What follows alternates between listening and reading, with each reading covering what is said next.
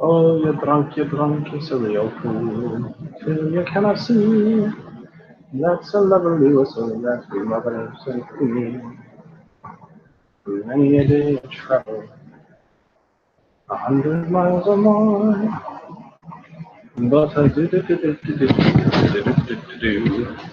Hey everybody. If you're watching this in the future, awesome. Psyched. I'm just figured I'd start a little bit early, give people a chance to get in here and figure stuff out. This one's about the hang. It's not really about, you know, putting on a good show per se as far as quality. It's just hanging out, having a drink. Patrons, you guys are awesome. So let's see, just getting my stuff set up, and I'm just gonna hang back, have a drink.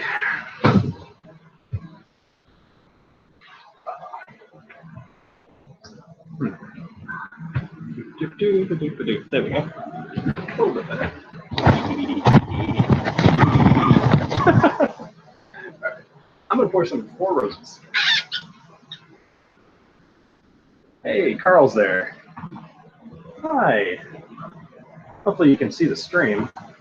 I think you probably can. Let's see. Yeah, you totally can. All right, that's good. And public view. Oh. Huh. Is it not?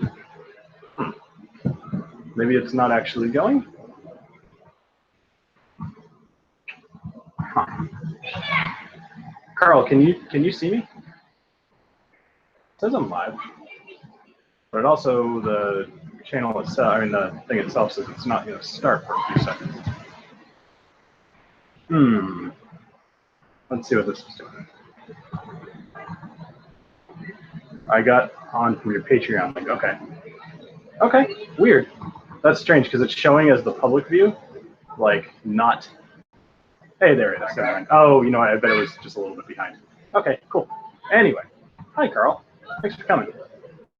I am just about to pour some Four Roses, and then I was so rudely interrupted by your arrival. So, how you doing, Carl? Hanging on the patio, smoking a cigar, huh?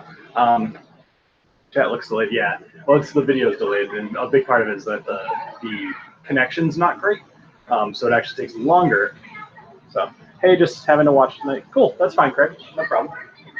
I am just pouring some Four Roses, small batch select. Yum, yum, yum. Very good. How's the audio? Audio sound okay?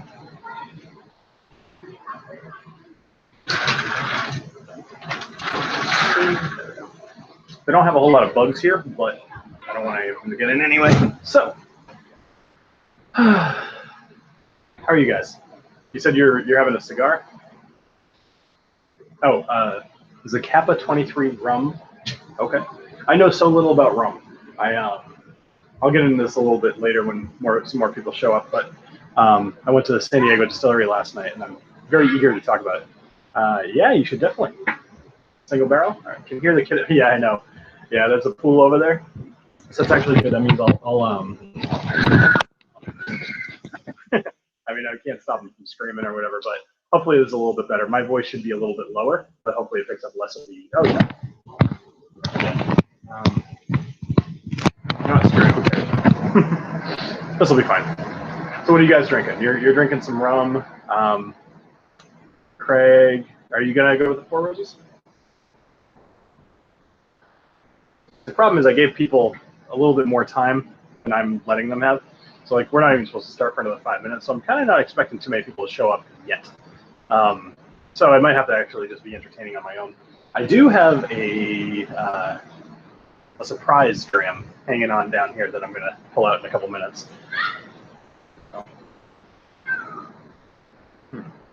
Anybody watching this in the future, or for those of you that are watching right now, thank you guys once again, as always, for supporting me on Patreon. It makes such a huge difference. I know some of you guys in the Discord are probably tired of me hearing me talk about it, but it truly is like, it's like night and day. If you have decent subscribers or a decent amount of subscribers at a decent amount of money, You can do so many more things, especially with a hobby where, you know, most of the items that I'm reviewing every week are like 60, 80 bucks, something like that, sometimes more. I love the Four Roses. Oh, you're doing the single barrel. You know, the single barrel was really good. I was happy to go through the whole bottle. I liked the small batch more. And that's coming from me, a guy who loves, you know, cask strength, just high ABV stuff. I have the gold bar again tonight. I saw that thing where YouTube might demonetize the videos. That is just crazy. Yeah, I don't think that's going to be a problem. There's always some threat. There's always some looming issue.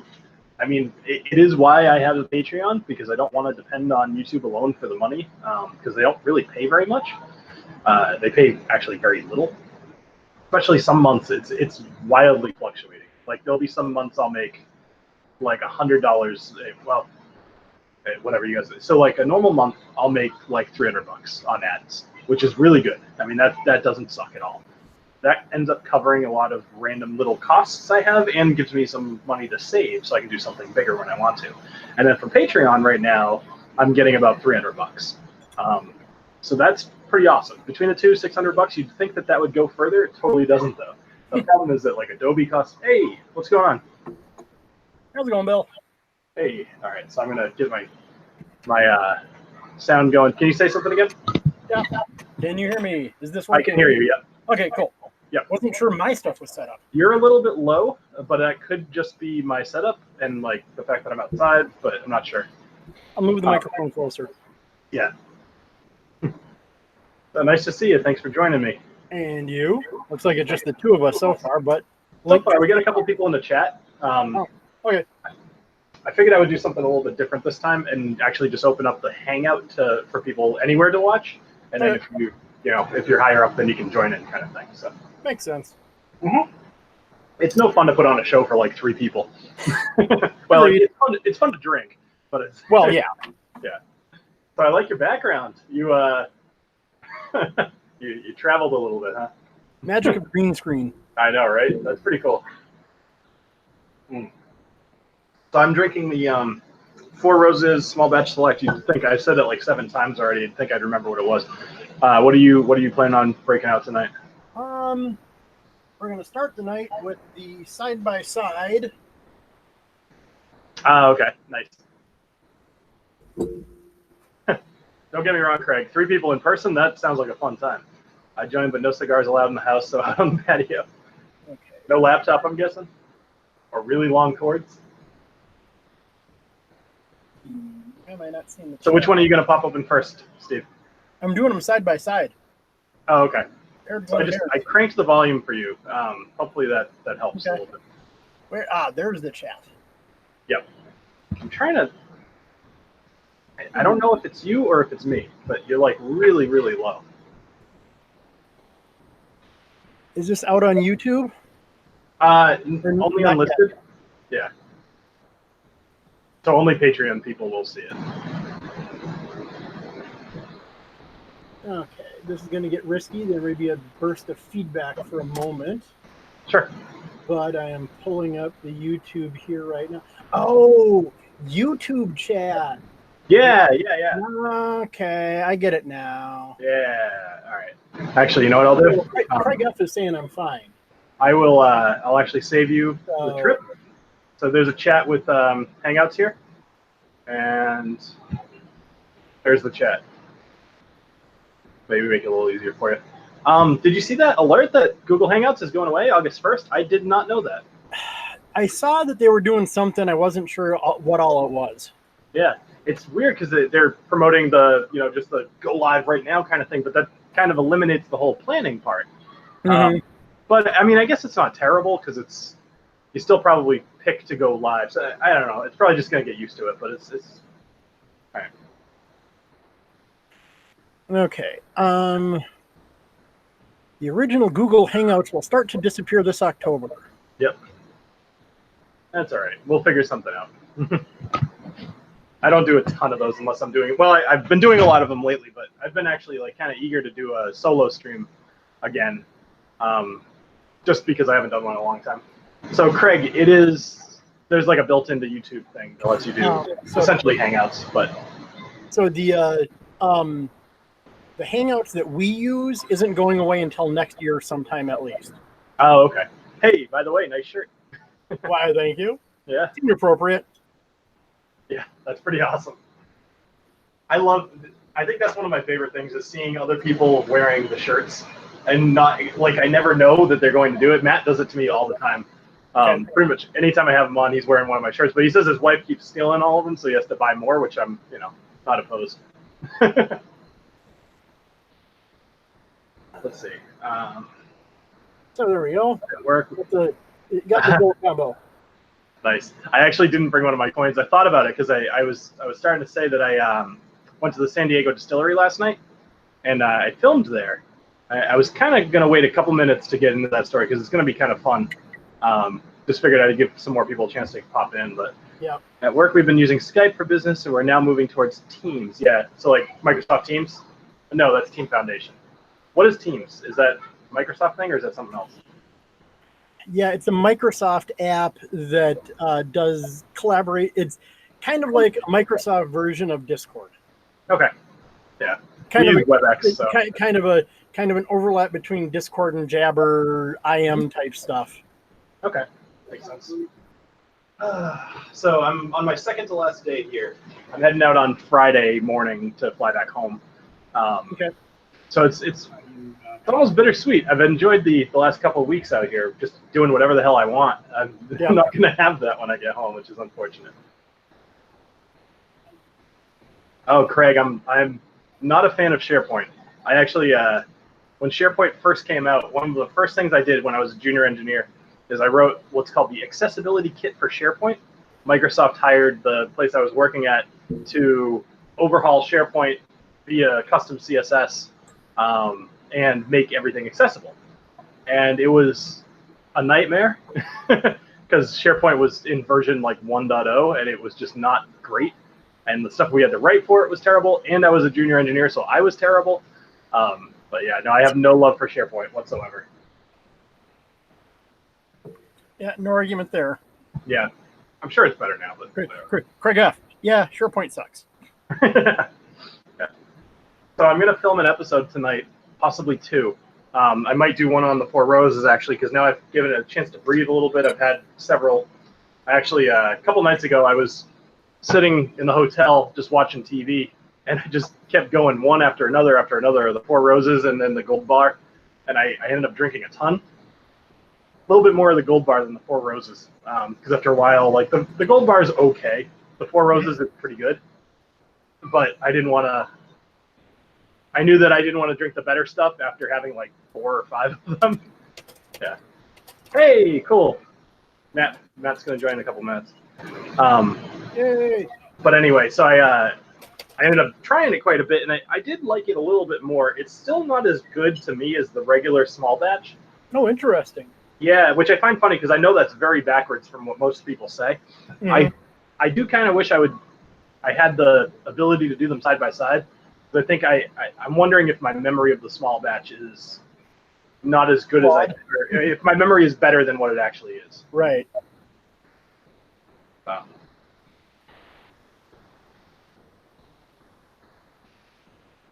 Let's see. Who's in the chat at the moment? Is it still just Carl and Craig?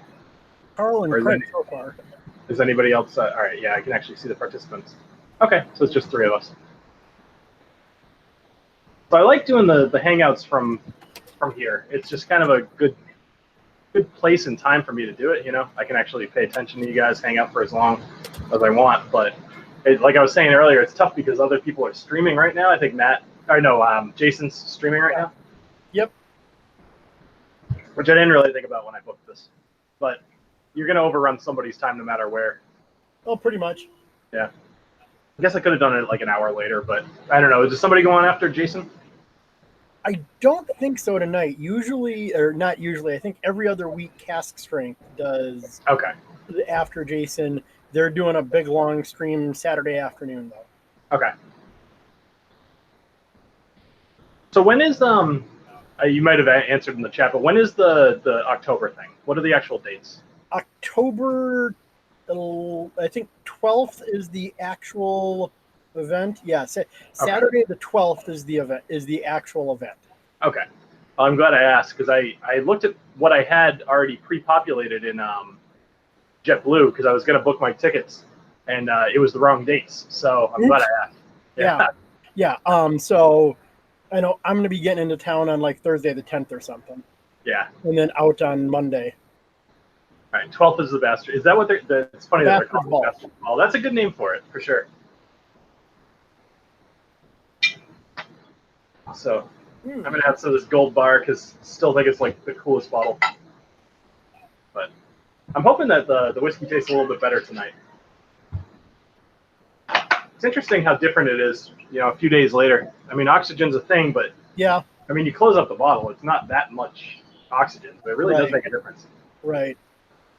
Oh, cool, Craig, you're staying at the La Quinta as well. I feel bad for anybody who isn't staying there because it's just you're gonna miss all the fun. I mean, the Bastard's Ball is going to be fun, I'm sure, but La Quinta is going to be awesome. I'll be honest. I think the Friday and Saturday nights at La Quinta are quite possibly going to be better than the event on Saturday. I completely agree. I mean, I think the event is going to be entertaining, but La Quinta is going to be insane. Like that's going to be the part that we probably all remember more than most of it. Especially me. I'm going to be running around with a camera and stuff. I'm not really experiencing it as much, but it should be fun. Well, Craig, I can't wait to meet you. Unless we didn't meet last year, I'm not sure, but it's tough to remember who I met last year too because I had quite a few drinks. Just a few. Yeah, I went around the inside of that big hall and kind of met every distiller there to talk to them for a little bit. So of course, you have to try their stuff, and that was pretty early. So. Yeah. Trying to get my brother to fly in for it. Hope he can make it. His schedule is crazy. But yeah, I think that would be a fun thing to do with other people. But that is one thing that there was no shortage of. Like, you could just talk to anybody at that. It's cool because everybody came with the same hobby, Hey, Russ. Hey, what's up, Russ? I'm driving. Hello. I see that. So what are you drinking while you're driving? The screen? I have nothing, but it would probably be water if I was going to drink anything. I feel like I should maybe put on headphones or something so I can hear you guys a little bit better. I'm pretty sure it's my fault. I mean, there's a freaking crow. Russ is a little bit on the quiet side for me too. Yeah. So I'm gonna see if I can turn up my speakers a little bit. Nah, they're up as high as they go. Oh well, I'll make do. Got to do what you got to do. Yep, maybe I will move my drinks and pull the laptop a little closer. Oh, there you go. Get the the analog. Cool.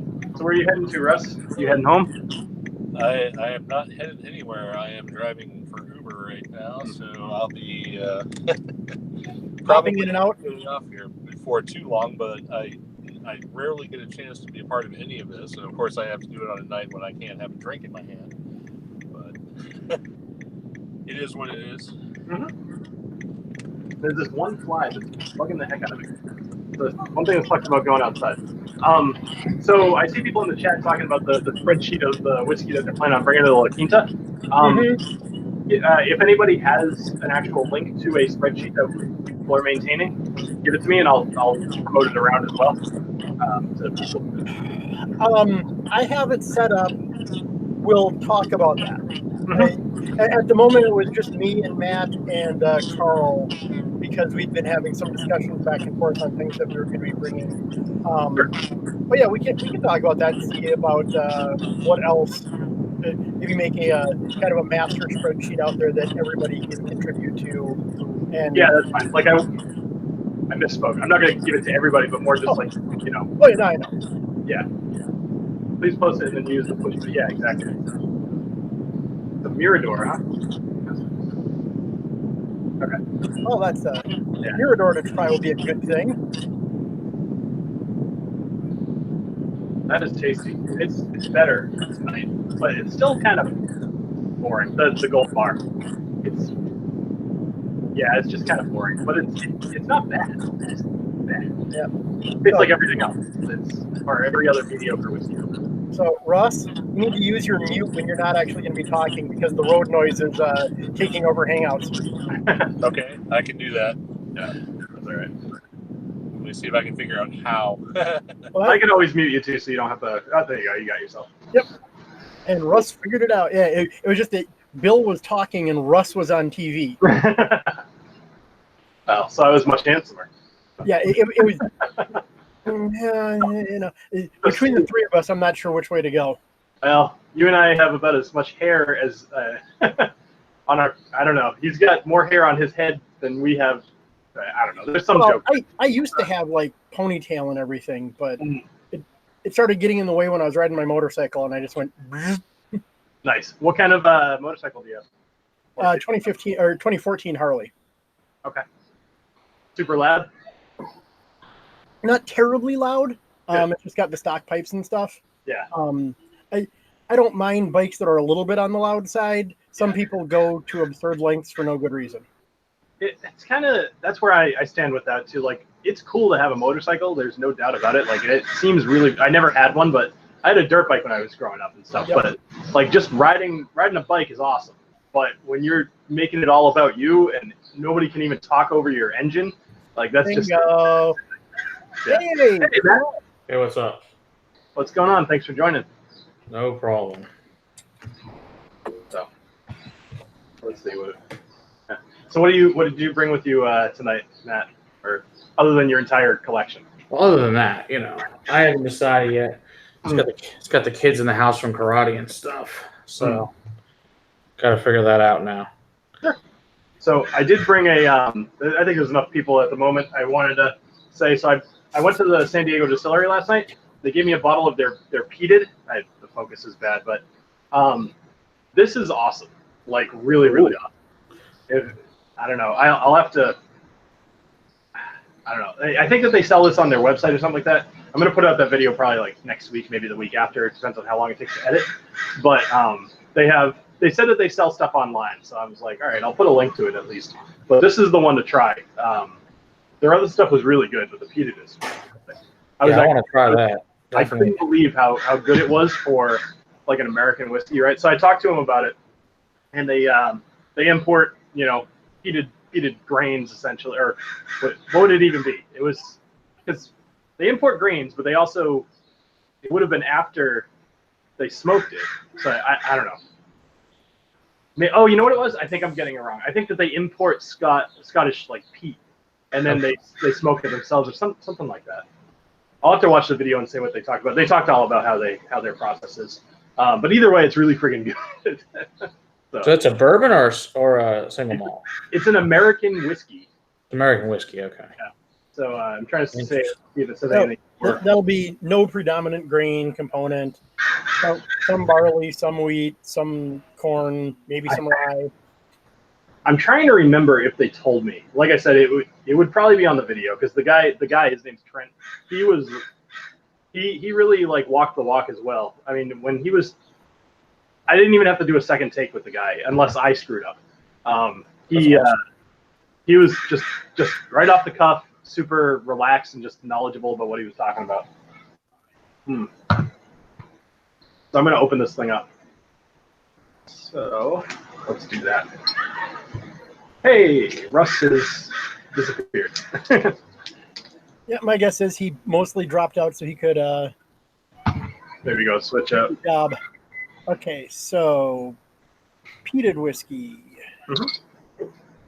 Yeah, that sounds good. You know what? 100% peated barley imported from Scotland. Okay. So they imported the barley and then they actually distilled it themselves.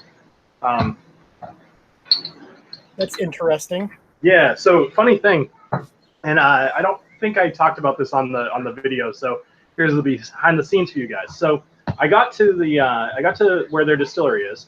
And it's in an industrial park, which is not unexpected for a small distillery. And I kind of went around to where they said their address was, and there's a barrel out front that says San Diego Distillery on it. I'm like, cool. So I'm waiting out by the front door, which looked really abandoned. And I was really wondering whether I was in the right place or not. So I took a little B-roll of the outside. And then I emailed the guy. I'm like, hey, I'm here, by the way. I don't really see you anywhere. It was like maybe 4 minutes or so before we were supposed to meet up.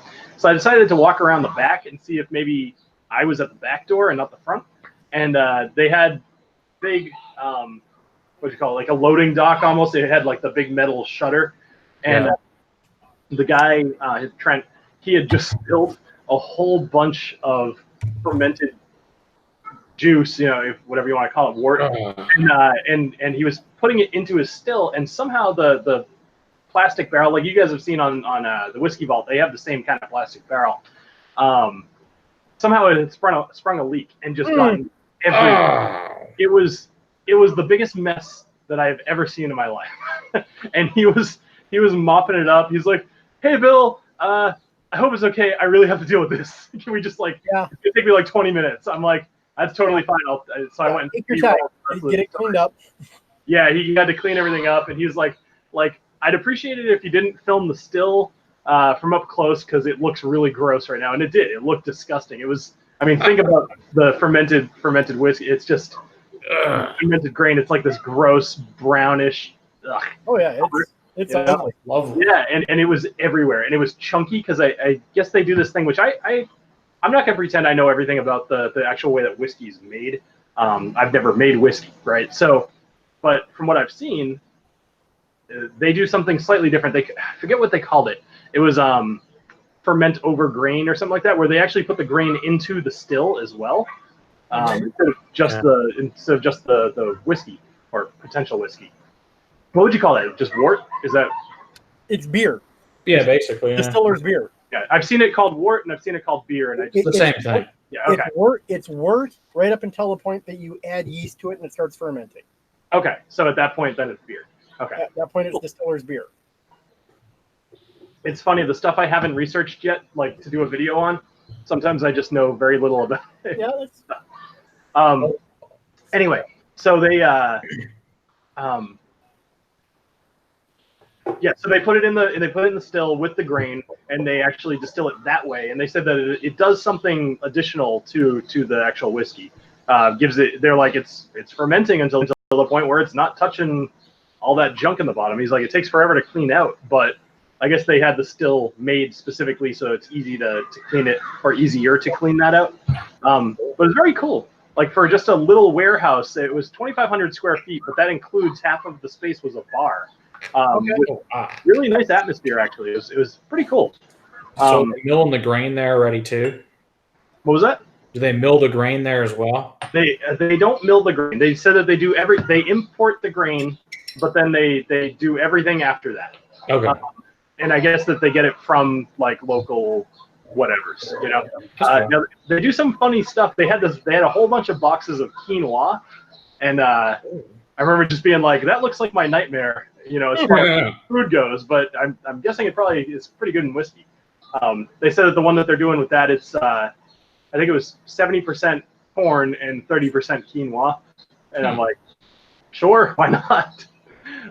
The one thing that was really nice though is there was, I think I tried maybe 12 different whiskeys there, and one of them I was just not excited about. Like, it was still okay, but all of them were just incredible. And part of it is that obviously there's a million craft beers around here, and they actually will buy the beer or something from a lot of these craft distillers, and then they'll use that in their whiskey making. So they had a million of these like little small barrels. They're like, yeah, that one's 5, that's 10, that's 30 gallons, and that's got this and this and this and this. And they're like, each one of these things is basically a limited release because we just want to try stuff until we find what we're going to sell. And they're like, so far we found 3 things that we're going to sell, and that's the peated, the American, and then like a single. It wasn't a single malt. It wasn't a single barrel. It's some sort of just like American whiskey. Like I said, I had like 12 of these drinks. So it's tough to remember a lot of the details, but I got most of them on film. I have no idea how long this video is going to be, but it's going to be at least 20 minutes, I'm sure. That's cool. Mm-hmm. Yeah, that's a nice thing about craft distilleries, that you get to do all sorts of cool stuff that no other big place would ever let you do. Yeah. It was interesting. He was telling me about these couple things, which I'm sworn to secrecy here, so I'll totally tell you guys. But hey, what's going on? Hey, Carl. What's up, Carl? So you decided to come on, huh?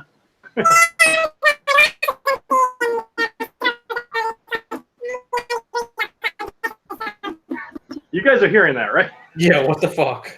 Okay. Thought I was having a stroke for a minute. Carl, something is up with your audio where it sounds like you're a chipmunk.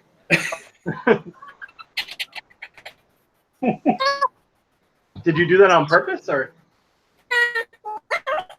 No. I don't know what's going on, but like you sound like a faster version of Alvin the Chipmunks. Yeah, for real. Super high pitch. Nope, that didn't do it. Unplug your mic and plug it back in. I think something is just foobar. That's maybe the strangest sound I've ever heard on a stream. I know. Yeah, I've never heard that before. Yeah. So, yeah. So what do you get? Oh, nice. Which one is that? So this is the Tomatin 25 year. So Dylan, sent all those pictures all of the freaking every time he goes to some freaking store. Yeah. Well, I had Dylan buy me some stuff, and finally had a buddy go up to Kentucky and bring it back. He's been holding this crap for like 5 or 6 months. Mm-hmm. Nice. So it's finally here, and it's really good. That's pretty awesome, actually. I love that you just casually break out a 25 year. I'm just like, I've got my 4-year bourbon here. It's something I'm new. really excited about this, honestly, or it was. No, still don't sound right, Carl. But I think you should keep that for the entirety. So. The fact that nobody can tell what he's saying. Just talk really slow. I'm Carl.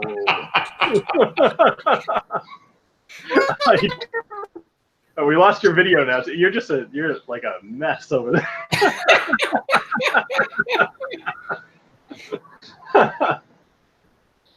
Oh, that's great.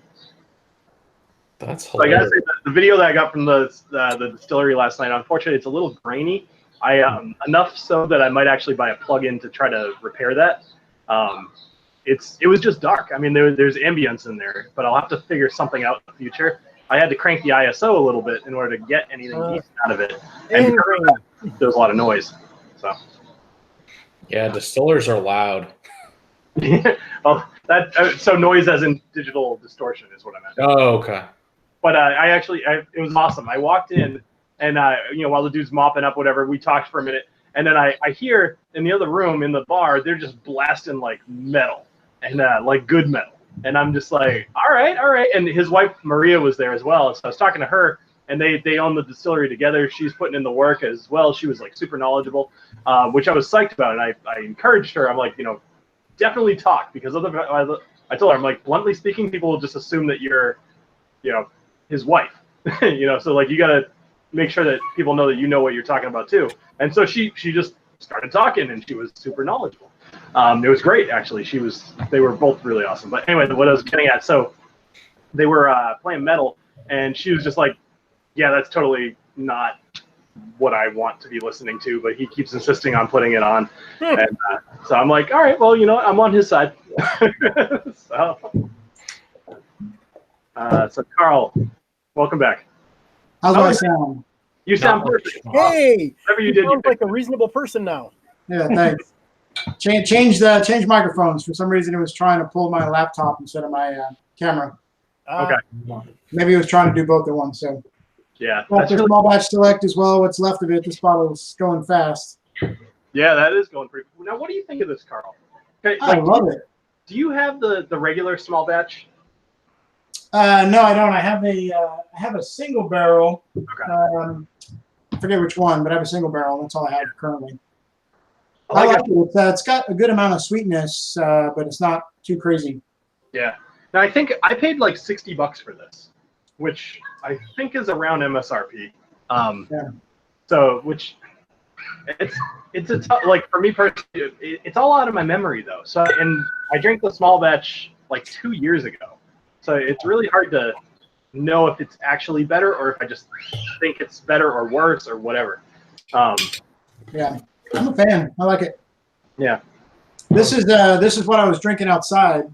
Picked this up yesterday. This is really good. I went to a cigar night at we've got a churrascaria in town, and they hosted a cigar night with steak and rums. Okay. And this was really good. Yep. I guess with unlike bourbon, with rum, with bourbon, the age statement you put on the bottle is the youngest juice that's in there, but with rum, the number represents the oldest juice that's in there. Now, is there? That depends on the country of origin. True. Yeah. This is Guatemalan. So, but this is really good. With ice cube, it's amazing.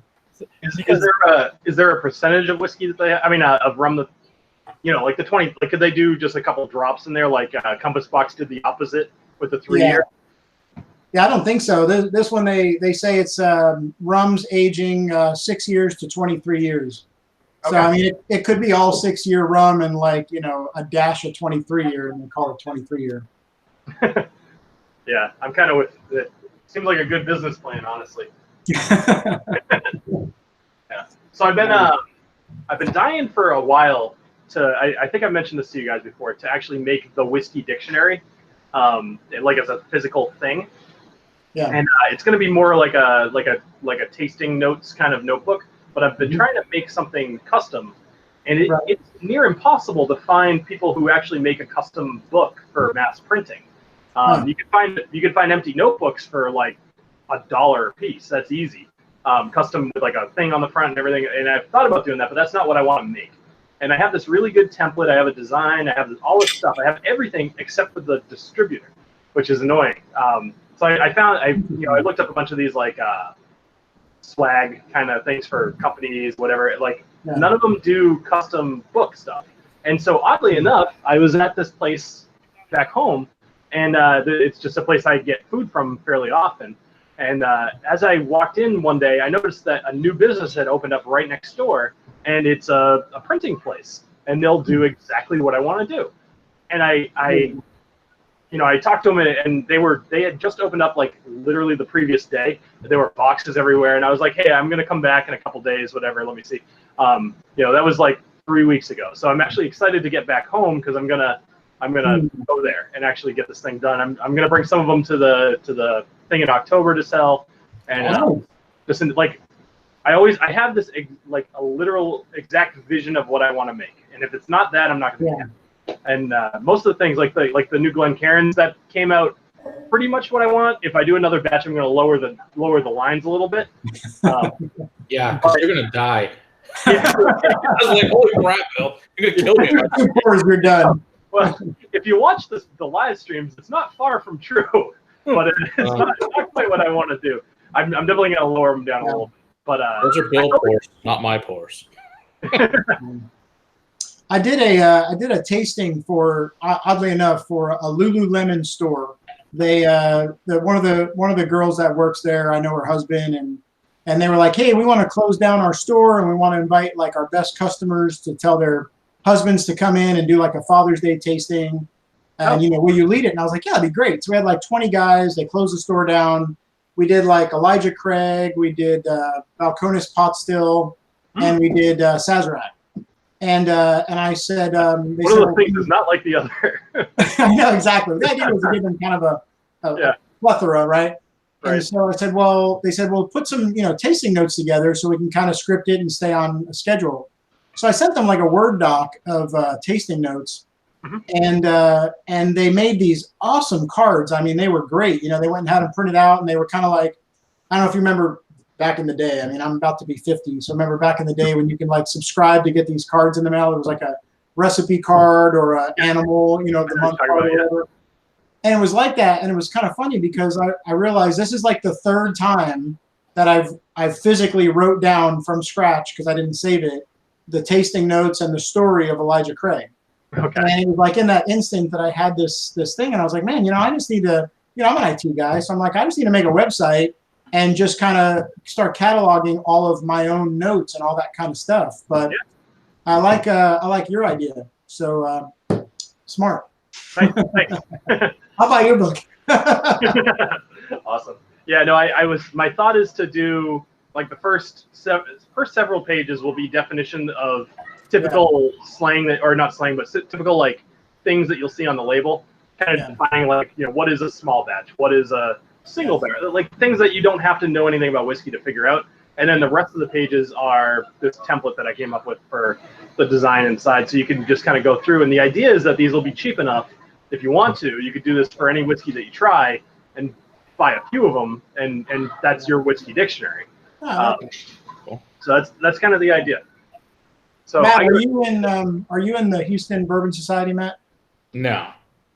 They have their Facebook group's out of control. You know, it's wide open. It's like 5,000 people, but they only let you in if you're kind of somewhere around Houston. And I'm about an hour and a half away, so I guess I qualify. But they actually made they're probably one of the best, because we have the Brazos Valley Bourbon Society that I'm running here, and I was real impressed with the fact that they made an actual book that they put on Facebook for every new member to read, and it literally has, you know, I mean, it was the most comprehensive book I think I've ever seen. It had nice. Definitions, abbreviations, you know, all that kind of stuff that really takes some of the jargon out and gets a newbie kind of spun up quickly. I think that was kind of cool. I mean, they put work into their club. I know, right? See, my work is around me. My club is a club. Okay, we don't need to talk about it. We can just drink the shit rather than talk about it. I hear you, man. Why not do both? Because reading gets harder than you drink. That's what I feel that I give them whiskey for. They can write the damn books. That's not my job. My job is to acquire talent and acquire whiskey. Their job is to do the rest of this crap. Yeah. Well, I just had an interesting thing happen. So there's a pool over there. Yeah. And there's a girl in a bikini, and her husband, I'm presuming, or possibly boyfriend, just tackled her, and her top came off. Nice. And I saw every bit of it. See? That was extra innings there. That's perfect. I'm out here today. Maybe they thought it was Europe. They got confused. Yeah, right. Well, she looked embarrassed, but it's all right. Whatever. Anyway, so. But I'm gonna film an episode after we're done here, actually, because I've got everything set up anyway. I might as well. I'll probably do it in there.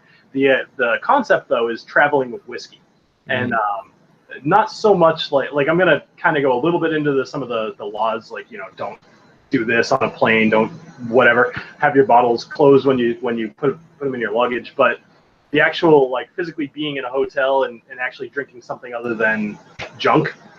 That's kind of the premise of the video. Seemed appropriate since I'm here. Might as well do something like that. So I brought 3 different samples of Balcones that they sent me when they sent me the pot still, which I'm excited to try. One's a rye, one's a single barrel maybe, and one's just a regular bourbon. I think that's what it is. They're all good. Yeah, it has a black. The one with the black label is the one I can't quite remember. Okay, single malt. Yeah. But anyway, so that's the idea. So I'm going to film that tonight. That might come out next week. Cool. Yeah, so I'm kind of excited about that. Whiskey Drinker's Traveling Companion. Yeah, those are cool. I'm actually going to recommend exactly that. Although they make a half version too for just one glass. So I'll mention probably both of those. I like having 2. What? I like having 2 glasses. Yeah, I'm with you too. I mean, among other things, I meet up with friends often enough when I'm traveling that if somebody ends up joining me back in the room for a dram, you know, hey, look, I got a spare. Yeah. I'm going to talk a little bit about how to pack stuff like that. Even if you want to bring a glass with you, like, you don't need that. It's super helpful because it's going to prevent it from breaking. Mm-hmm. But little tips like, don't just put a sock around it, put one inside of it too. You know, things like that. But actually, I'm curious if any of you guys have any tips that you think would be worth mentioning. Yes. How many mini bottles can you get in your liquids bag is the key.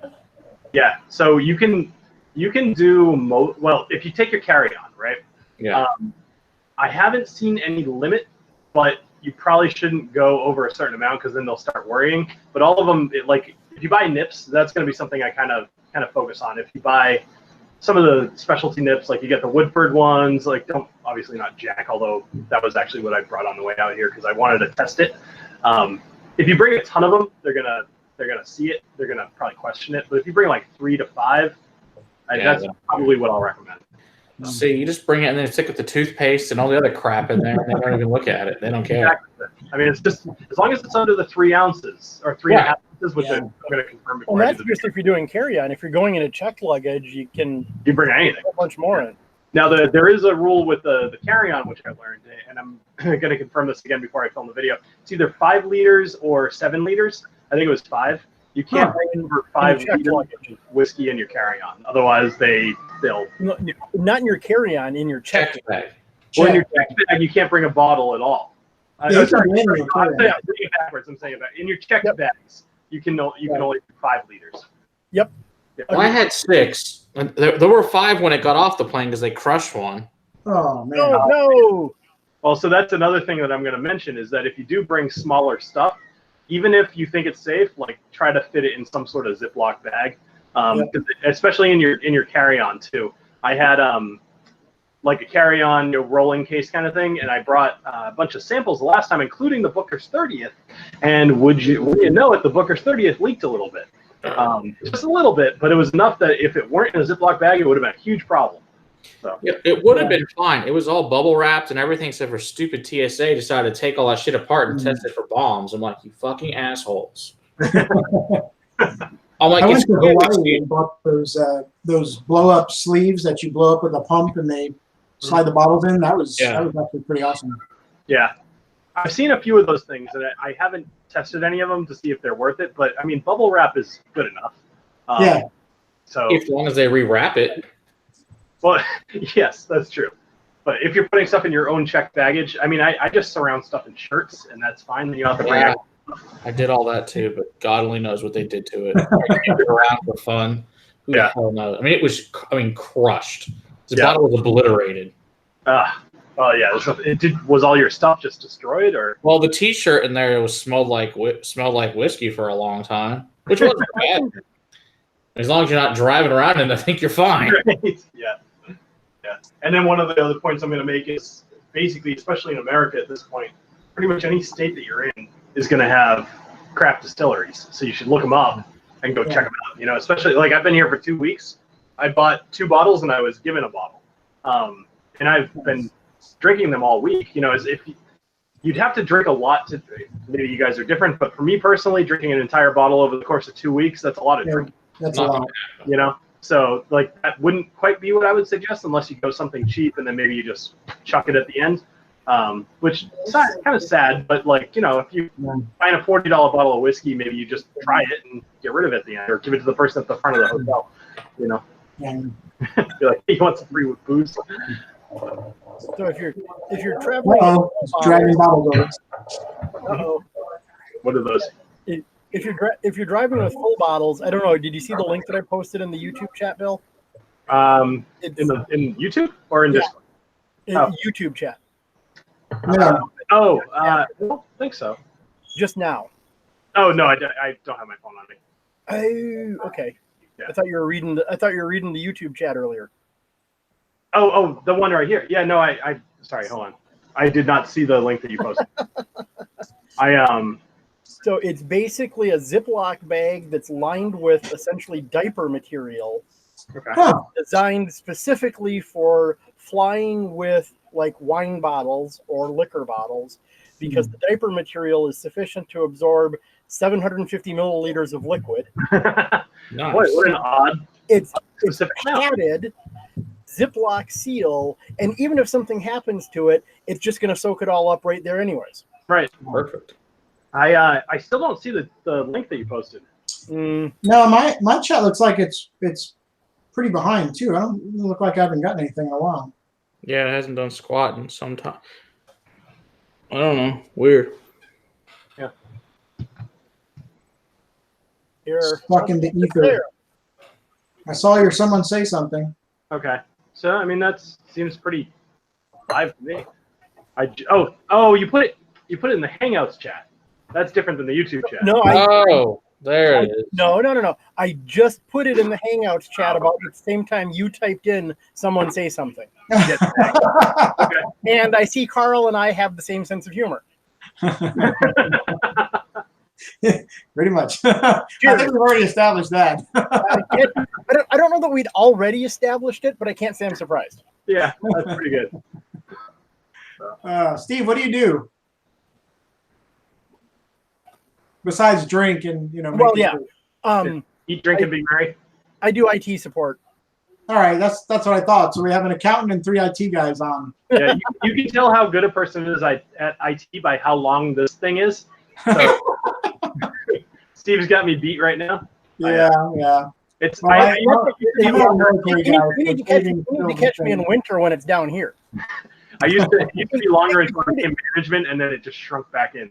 It gets too warm and humid in Minnesota in the summer to keep it grown out. I could see that.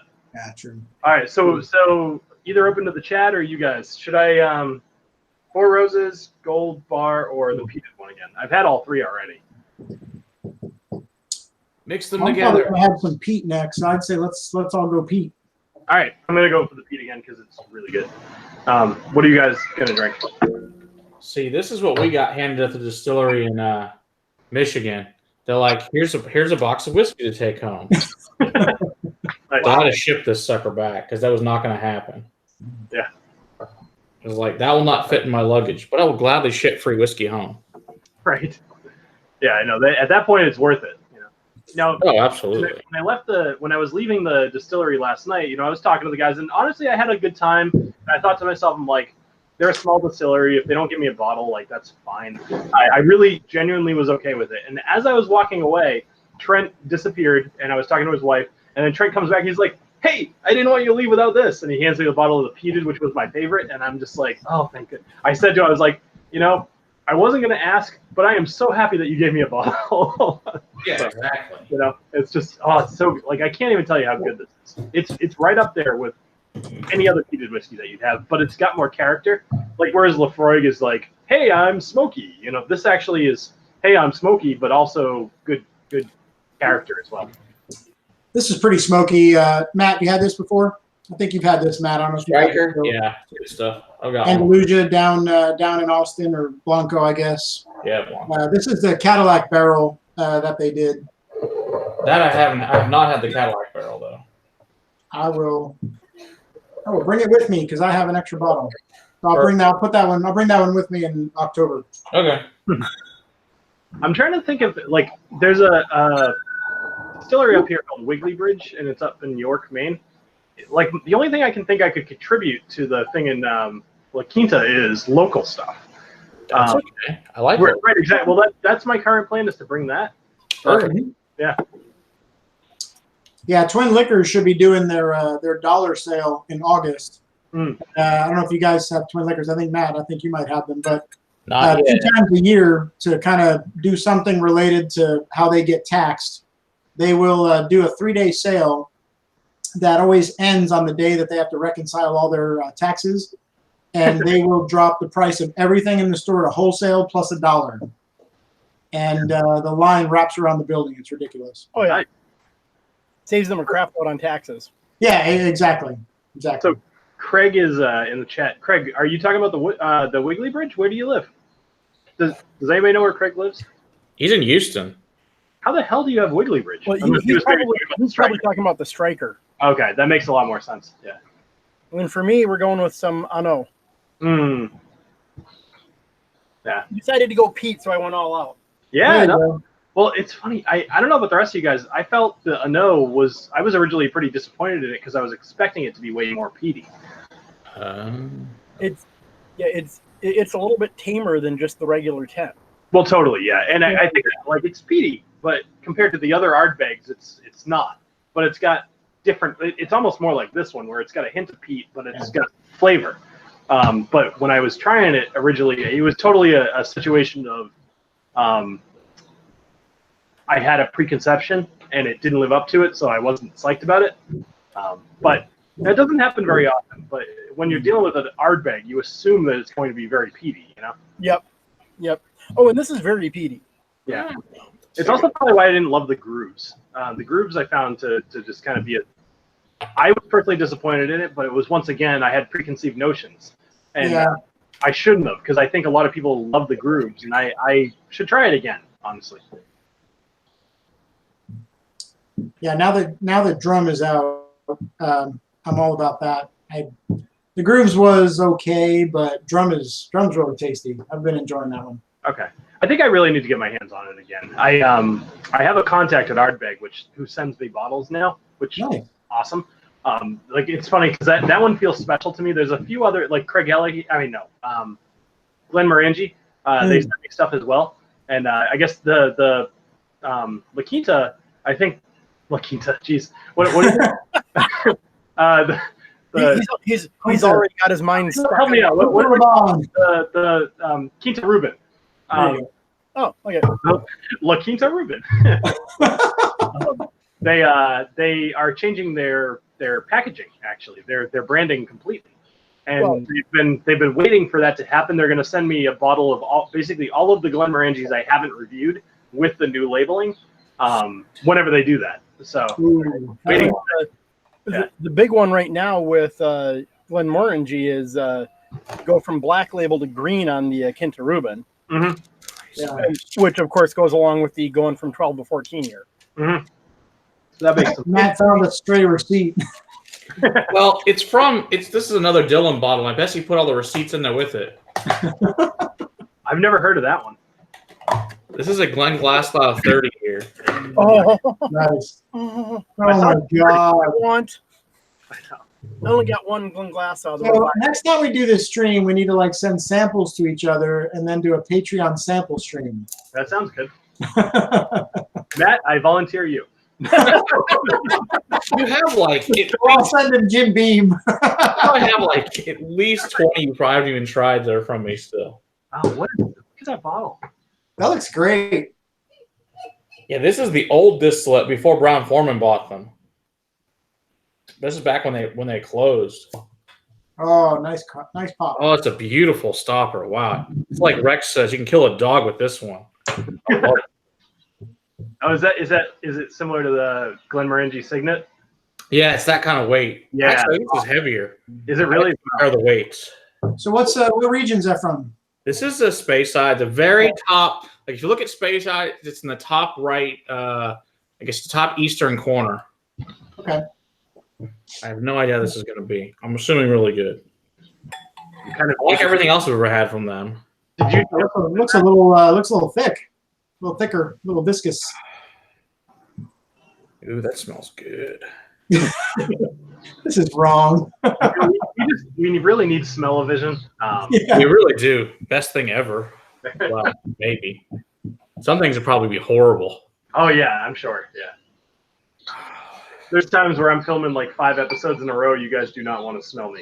Yeah, it's just like all dark fruits and raisins and figs. 30 years, huh? Nice. I don't have anything that old. I think my oldest is I got the Nika 21. I think that might be my oldest. Pretty good. Yeah, I think that's. Oh yeah, that's pretty great. Nice. It's fine. As soon as I know I said I was going to film an episode with them here, I probably will, but probably after I go. Like I'm staring at the pool and I'm just like, I want to go in the pool. No, you just want to see another mishap. Well, that would be the case. It's funny because like about 3 minutes ago, the girl walked out of the gate and she looked up here and saw that I'm here. Like she knew I saw everybody. She looked right at me, and I was just like, you know. You should have given my business. If you guys, not that you would, but like if you watched the replay, you would see for like a minute I was just staring like right there. Explains a lot. Great. You know. Well, at least you didn't shot like great tits or something out while she was out. I mean, that would have been great. You know, a gentleman accepts the gift, and you don't talk about it. There you go. Except to You told us all. Yeah.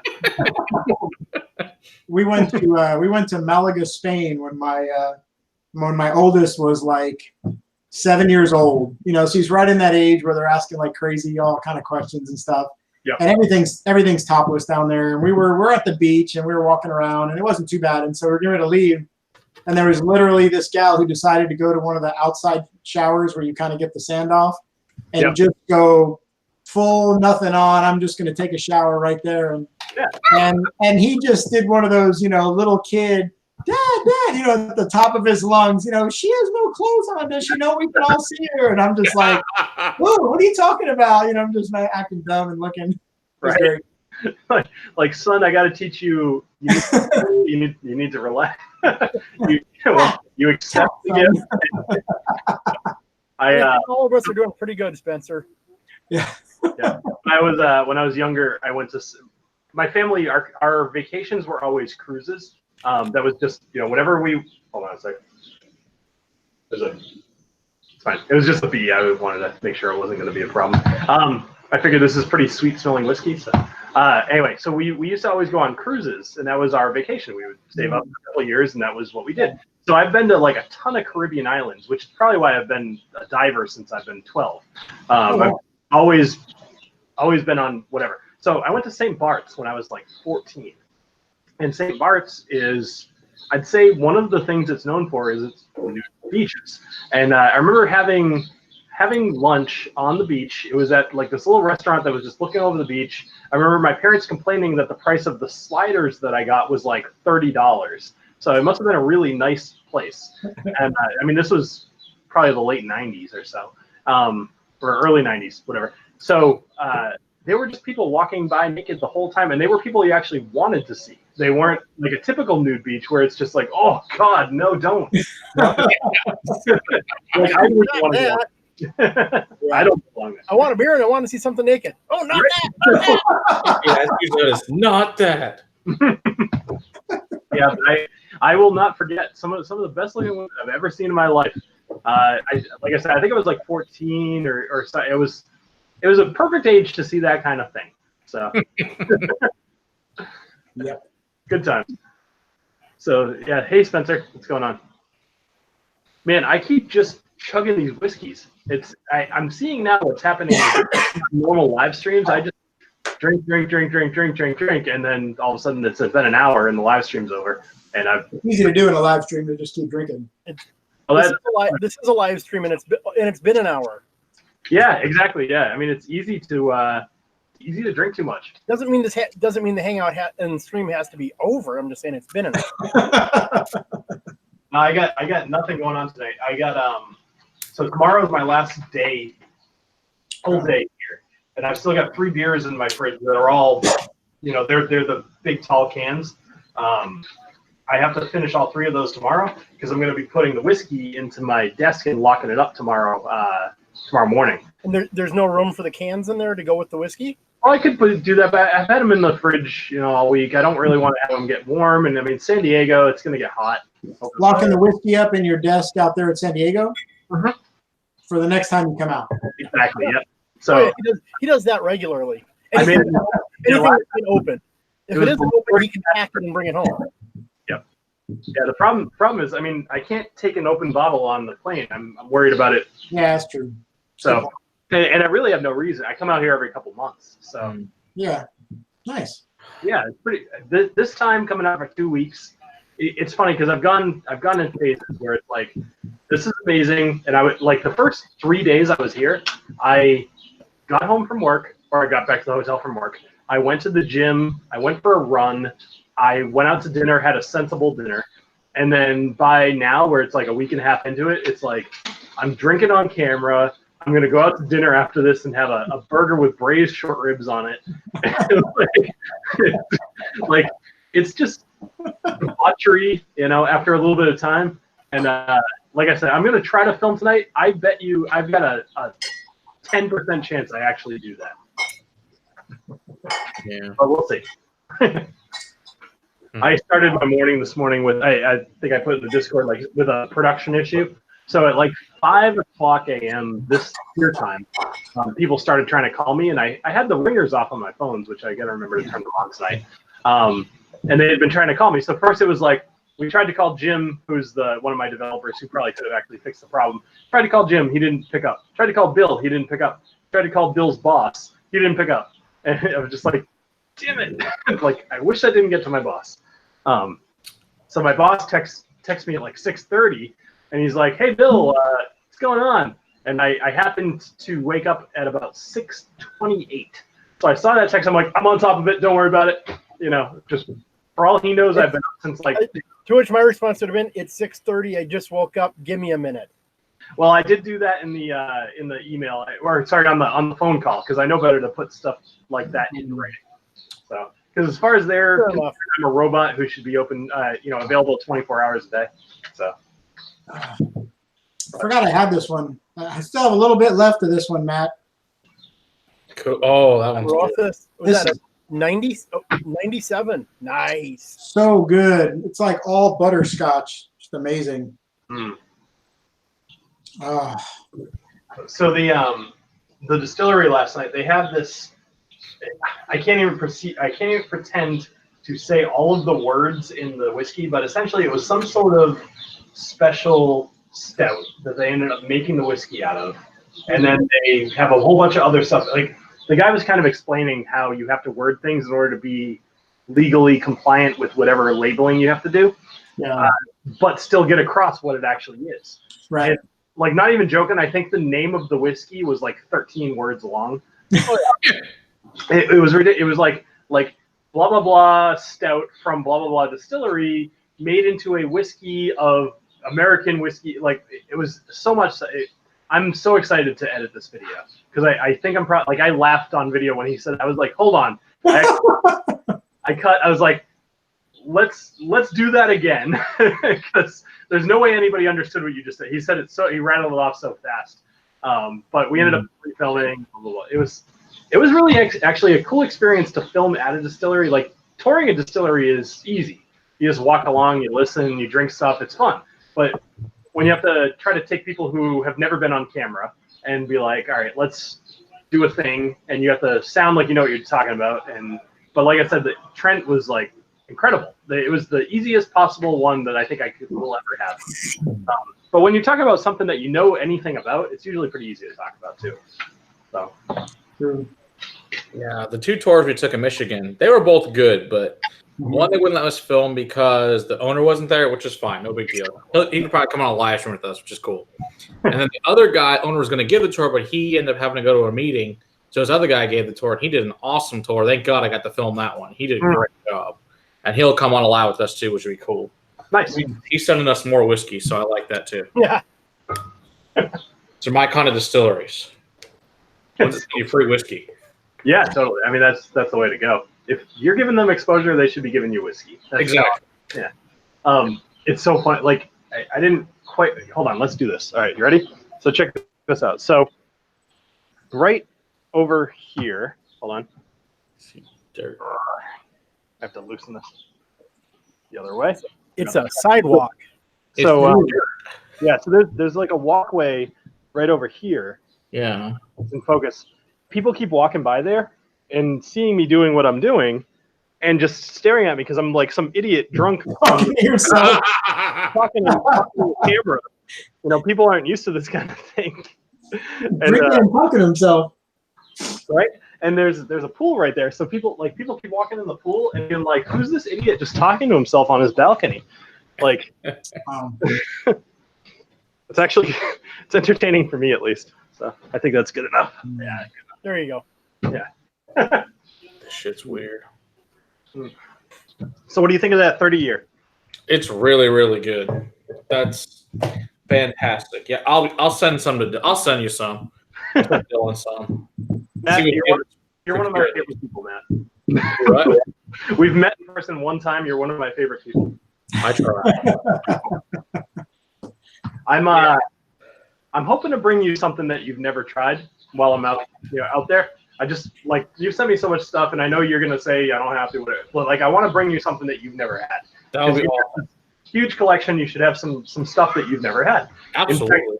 I kind of considered bringing you this, but I really wanted to open it. So yeah, I could send them a sample, but I kind of want to just like give you a bottle of something. So that works too. Look forward to it because it'll be something that I hope that you've never had. Nice. Especially if it's crap from New England, probably not. It's kind of what I'm thinking. Like, why else would you get it unless they happen to know that you have this insane collection and they want to be a part of it? Pretty much. Yeah. I like that though. Yeah. So, do you ever been to a distillery that doesn't give us free whiskey at this point, which is really great? I know it's a good place to be in. I was at my office here today, and I'm walking by this big conference room, and it's hard to describe, but there's windows kind of lining the whole thing. It's probably about 20 feet long, and in the middle there's a big band, so you can't see through, right? So it gives you some privacy. But I happen to notice over the top of the band, I saw a couple of the same lights that I have at home for filming, and I was like, huh, what is going on there? And I see a box from Dell, essentially, that's like standing up, and I kind of saw a piece of paper hanging over the top. So I'm like, somebody is filming a thing, and they have a ghetto set up, and they have notes. I can totally relate to this whole situation. So I popped my head in, and I see who it is, and they're people who I only like half know what their names are, because I'm rarely out here. So I just walk in like, you know, I know like I'm a high level person. Like, it wasn't weird for me to just walk in and be like, what's going on? You know, so I walk in and I'm like, hey, what are you guys doing? And they're like, oh, we're practicing filming stuff. And so I talked to them for about 10 minutes about what they should change about the setup and like what gear they need to put, because they're going to go film at some sort of conference with some of our clients actually, and do these custom video things. And I'm like, oh, what you have is terrible. Like, you should do this instead and do this, and your lighting, like, move it, you know. And they were like, you actually know what you're talking. It just so happened, I talked to everybody about this YouTube channel, so I just assumed that I've talked to everybody about this YouTube channel. When I was talking about this, they're like, you seem like you actually know what you're talking about. I was like, oh, have I never told you? So, it totally makes me sound pretentious and awful. But I started talking. I love leading with like, oh, you know, I have a YouTube channel, and they're like, oh, really? I'm like, yeah, it's got like 37,000 subscribers, and just the look on people's face when I say that is awesome. it's one of the highlights of it. It's completely braggadocious, and I'm aware of that, but I'm okay with it sometimes. Sometimes I'm embarrassed, but I'm okay. And you also do not care. Yeah, right. Yeah. So I was talking to them, and they wanted to buy like a lavalier, and I'm like, I've done 2 or 3 years of my channel on this like $12 lavalier microphone. It'll be totally fine. Oh, it's yeah. So anyway, so Matt, I'm curious. Do you have any like distilleries coming to you soon? You were just kind of talking about that. Yeah, Old Pulteney will be here in 2 weeks. Oh, you bastard. Yeah, Old Pulteney will be here in 2 weeks, and in a month, we're having a private dinner with Westland's main guy. Will be here as well. I'm so jealous of that Old Pulteney though. Yeah, we're gonna help. Yeah, so Steph Ridgway is coming, so we'll help her launch the new lineup. Nice. It's gonna be awesome. Must be rough. Yeah, it's terrible. I wish it wasn't in the middle of the week, man. I would totally drive up there. I know, but she's coming from New York, and she's like, it's the only day I can do it. I'm like, no, I know. You coming to New York? I'm doing it whatever day you're available. Do they have an office in New York or something? Like New York City? That's where she lives. Okay. But she travels all over the country, so it doesn't, it's just where she happens to live. I was gonna say, because I'm in New York occasionally. If they had an actual like location, I would make it a point to. I don't know, but I could always introduce you to her when you're up there and tell her you're coming up for sure. She's awesome. I've had dinner and stuff before too. We've had a really cool lady. Did I tell you earlier, Matt? You're one of my favorite people. Yeah, I've like been so lucky to get so many awesome people to come over here and just hang out for fun. You know what it is? They show up, they see how many of their bottles you own, and they're like, okay, you know what, this guy, like he's given us like $10,000 worth of whiskey. That's probably true. It's pretty crazy how many people will go out of here and buy bottles of stuff that we have. We sell a lot of whiskey for people. They're damn proud of it. The best thing is they'll bring like she's gonna bring it. It's not gonna be for the tasting, right. But when we do the stream with the dummies, she's bringing it to 25 year as well, which is a surprise. She just told me yesterday. Nice. Yeah. Like, sweet. She's like, it's not for the rest of your groups. You get to have it on the stream. Yes. That's good. Now I really want to get up there. Oh, sorry. So she's bringing, I guess we'll do 4. Do the 12, the 15, 18, and I forget the new one's called. The new NSA, it's like Horde Dashed or something like that. I don't know how you pronounce it. She'll tell me. I don't know. The NS. Sorry. Wait. Yeah, no, NAS. I think you said NSA before. Yeah, and that's what I mean. Yeah, the NAS stuff. It's interesting. Like I mentioned that on one of my previous videos, like a couple times. I think it was with Glenn Grant or something like that. Whatever.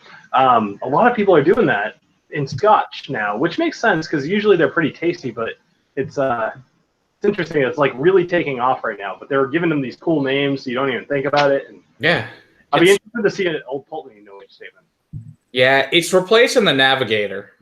Okay. How old was the Navigator? What, like 8? I don't think the Navigator didn't have an age statement either. Oh, okay. All right. But it's getting replaced. The Navigator's good though. One thing that's weird, at least from my limited research on this, is that the no age statements from Scotch still tend to be not 3 years. They're like a lot more than that. But they're a lot of them are really old. It feels like they're going for a taste rather than an age, which is good. Exactly. I mean, that's kind of the point. I actually kind of like that trend. Yeah, to the extent that the no age statements are going towards that, hey, we're looking for this particular profile, this flavor lineup, instead of just trying to cash in on, oh, we're going to put cheaper, younger whiskeys in, and like you say, so many of them now are, you have good ages with good variety of things, and they're going for a specific flavor profile. I mean, I just had the Ardbeg NO, the Ugadal, the Dark Cove, or basically everything from Ardbeg except the 10 and the 20-something is no age statement. But most of it isn't that they're looking for young, cheap stuff. They're looking for, we don't want to be constrained by it has to be this old. Yeah. Yeah, it's a good way to be. I mean, I think the more that, at least in America, right? So we're getting introduced to all this younger American whiskey. It's bourbon, it's whatever, but they're going for flavor rather than age. It almost, Scotch will definitely be the last one to adhere to this, but it wouldn't surprise me if age statements become less and less relevant. Especially because they'll probably end up charging more and more for it. Like, you're going to just go for flavor profiles. If you look at like Japanese whiskey, right? So you'll try a Japanese whiskey, at least in my experience, it's been, you drink it and you're like, that tastes like plum, but it's the best plum I've ever had. Or that tastes like pear and it's the best pear I've ever had. Like, you just go for a flavor profile and you nail it. And that, I feel like that's the next wave.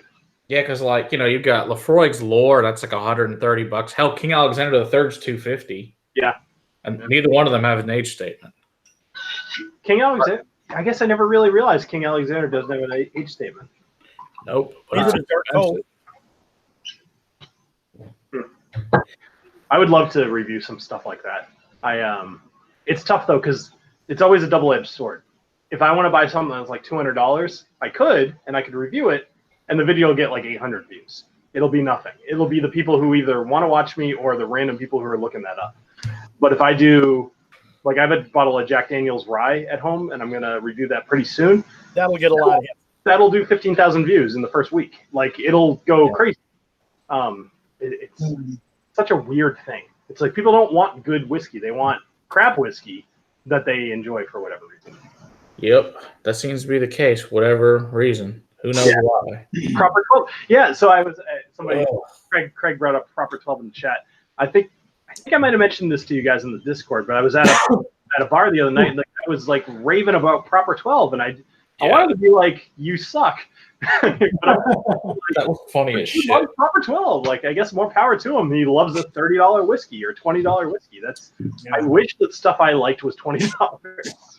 There's stuff I like that's $10. Proper 12 sure as hell isn't one of them. That shit is not like Proper 12. I'll try. That is the nastiest freaking art I may have ever had. It was just so. It's nasty, yes, but like more so, it was completely unimpressive for the the Johnny Walker Red of Irish. Yeah, I feel like if I would have made that claim, it probably would have been. Actually, I don't think I could have said anything wrong in that video. That video did so good.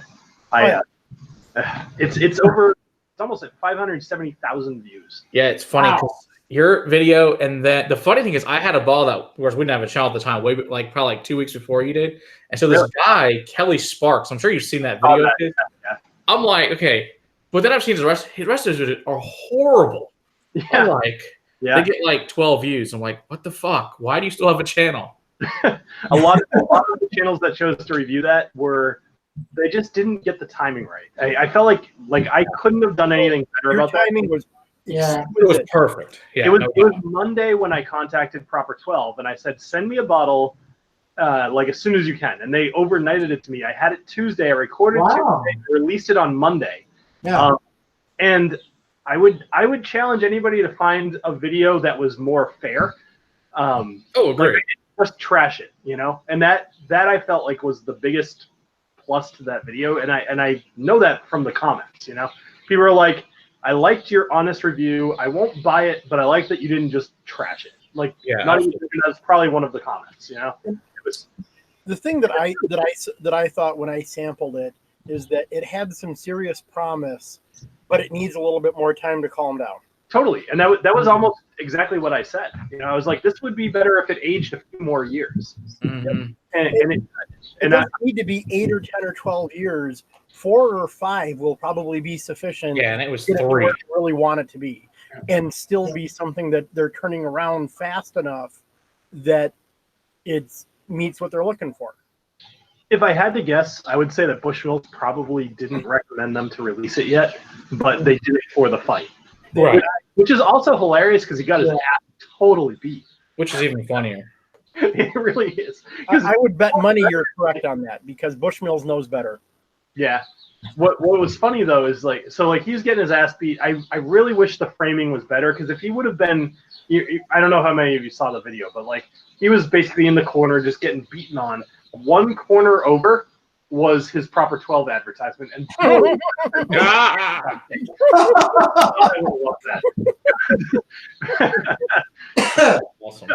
It's like being beat in front of a banner that says "All my hopes and dreams." You know.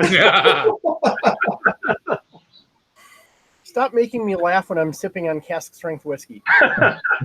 Sorry, I'm only half sorry actually.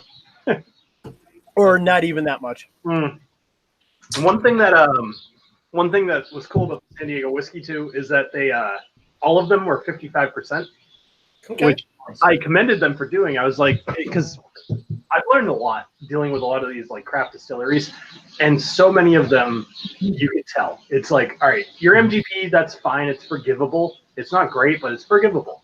Yeah. Don't release it at 40%. That's not a way to earn, people buying your stuff. And so I commended them. I was like, thank you for not doing a 40% or even like a 46%. Like 55 shows that you give a crap. And that's awesome. And to be honest, even 46 shows that. 46 shows, anything over 40 shows that, you're right. But 55 is like... No, 55 screams it. 46 and 43 says, we want to pretend like we're putting an effort in. 46 is we're actually putting an effort in. Right. Yeah. You know what? You're that's a good point. Simply because 46 is the non-chill filter non-chill filter cut point for most distilleries. Yeah, because this is MPG. So this is a new craft one out of Detroit called Grass Widow, and they put this sucker in at 119.2. Woo! Yeah. So that is, and then they finished it in a Madeira cask. Oh. No. 59. That's probably barrel strength from MGP. Yeah, I'm sure it is. So you look at all the Eleanor releases in the 57% range. True. Madeira in a 50. What did you say? It was like it was well over 100, right? 119. 119.2. I feel like Madeira would be totally overpowered by that. What do you think? Let's find out. Because I only had the Madeira one time. One time with the Glendale, and it was. You could tell it was really, really good. You can get the Madeira on the nose; it's there. So the one I just got done with is 58.3% with sherry finished, and you can definitely taste all the sherry in it. Okay. Yeah, the Madeira comes through. I'm guessing that we're all popping gas strength stuff at this point. It made me think about the Belmead Madeira. This is 90.4 on the Belmead Madeira. Okay. Nice. Yeah, this is not bad at all. I'll be interested to see when they make their own stuff. But hey, this is a good start. So this was actually a single barrel selection from Westport Whiskey in Kentucky. Okay. So yeah, good choice. Pretty damn good. Yeah, there you go. Nice. Perfect. I love that. I love when people have the same bottle. It's so... Which batch is that? Just out of curiosity. Good question. Where's it say at?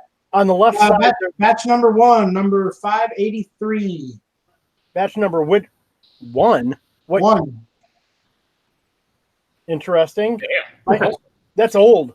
Yeah, Yeah, right. well, there's no names on the horses. The original stuff, the horses had the names on the horses above them.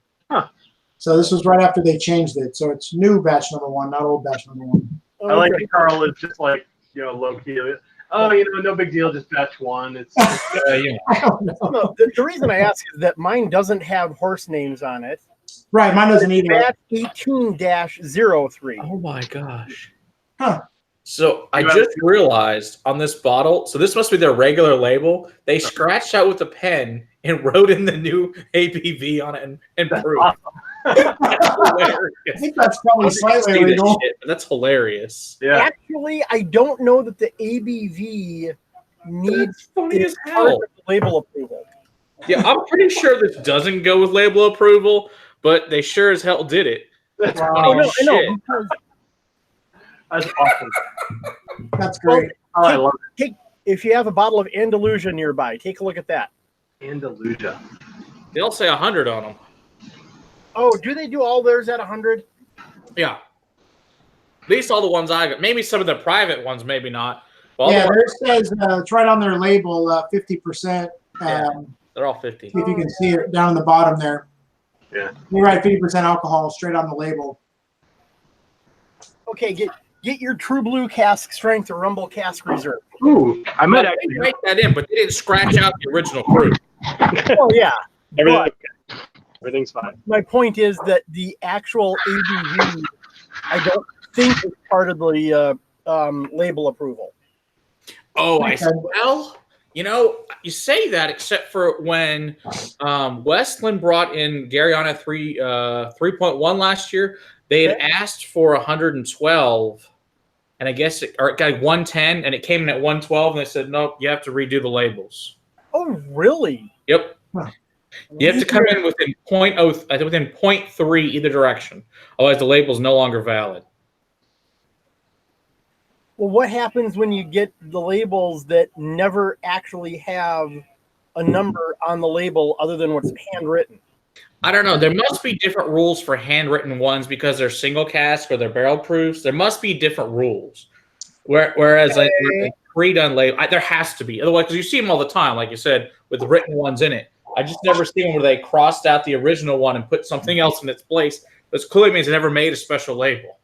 Whereas most of them, it's just a blank label and then they write it in. Exactly. One of my friends, I know a guy that has a distillery up north. That was one of the whiskeys I sent down to the vault, and they're basically all handwritten for what the ABV. Yeah. What distillery All was the that? Eleanors are. This one, this is the Belmead cask strength. They write everything in Yeah, exactly. right on it.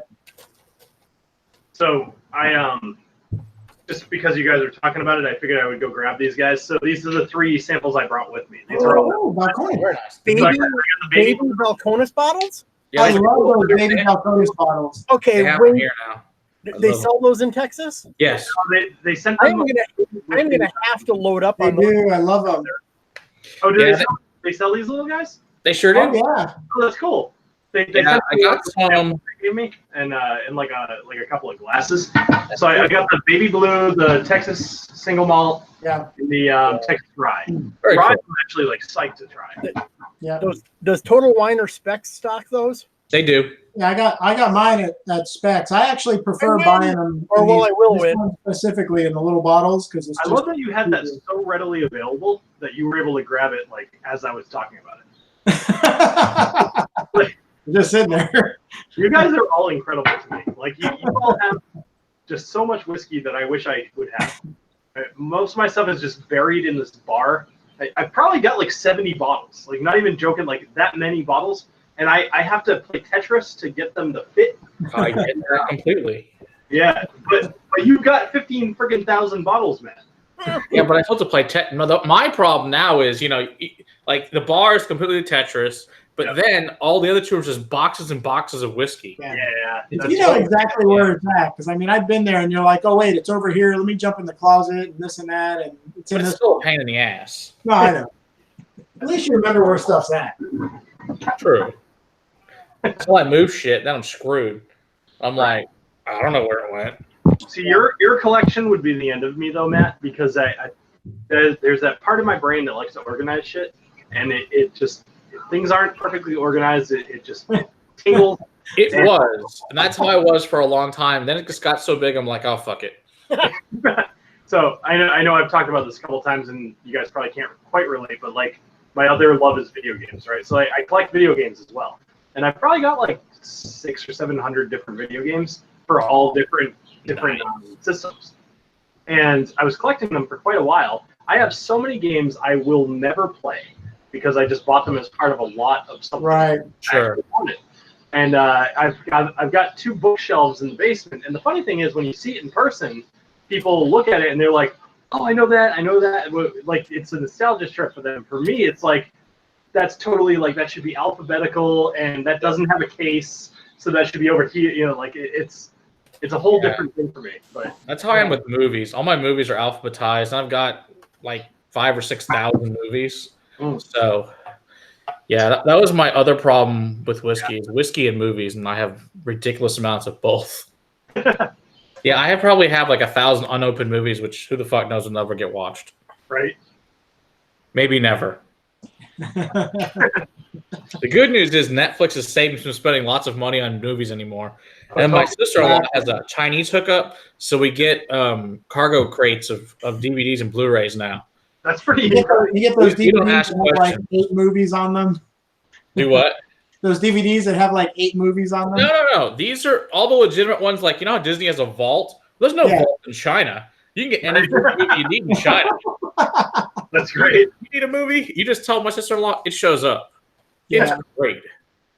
We went to we were in Afghanistan. They had like the bazaar right outside the area we were at. We can go down there, and they would literally have like these bootleg DVDs that had like American Pie 1, 2, and 3 on them, and like Matrix 1, 2, and 3 on them for like $5. Perfect. It's ridiculous. For you Hey, guys, as long as they're good quality, buy. Right. Totally. Doesn't bother me in the slightest. I could care less. There was a movie I remember buying back in college. It was a Kung Fu DVD. It had like 8 different movies, and only one of them was any good. So we made it a point for like 8 nights in a row to watch a different Kung Fu movie. One of them was the Seven Samurai, which was pretty damn good. Yeah. Every other one was terrible. That was when we invented the phrase "awful awesome," which pretty much can describe most Kung Fu movies that aren't totally mainstream. True. This is terrible. I never want to watch it again, but it's awesome in the moment. So, my wife is so bad it's good. Don't mind me. I got to do this for a second, but I'll be right back. I have to go Catch see up on the chat. She's asking me what the HBO password is, and I don't really know off the top of my head. So. This is very important for sure. It is, yes. Absolutely. All right, Matt, bring out another bottle. I'll be right back. Uh-oh. Go find another bottle. I haven't had this Bell Mead in a while. I'm kind of enjoying this, actually.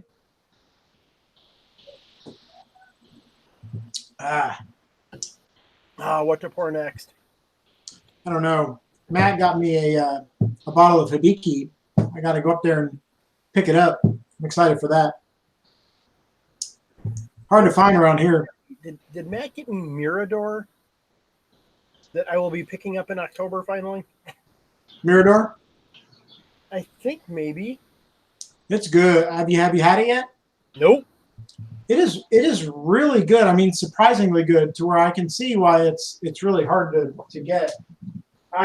So they didn't have. So I was down in Austin last year, like 3 weeks after the opening. This one and this one are probably my two really on the bourbon side of things, really the favorites that they're putting out. That are in that area. Well, the Mirador is obviously single malt, but I mean, this one from the bourbon, and this one I've not tried the new High Plains single malt that they have yet. Okay. Josh has one for me. I'll I got to go over and get it. But that Mirador is great, really is. Let's see. So Craig, yes, I do. First off, very understanding. She, it's actually good. So my wife is a high school math teacher, so she goes to bed at like 9 o'clock, which is usually pretty good because I get like 2 or 3 hours to myself most nights, which is just awesome.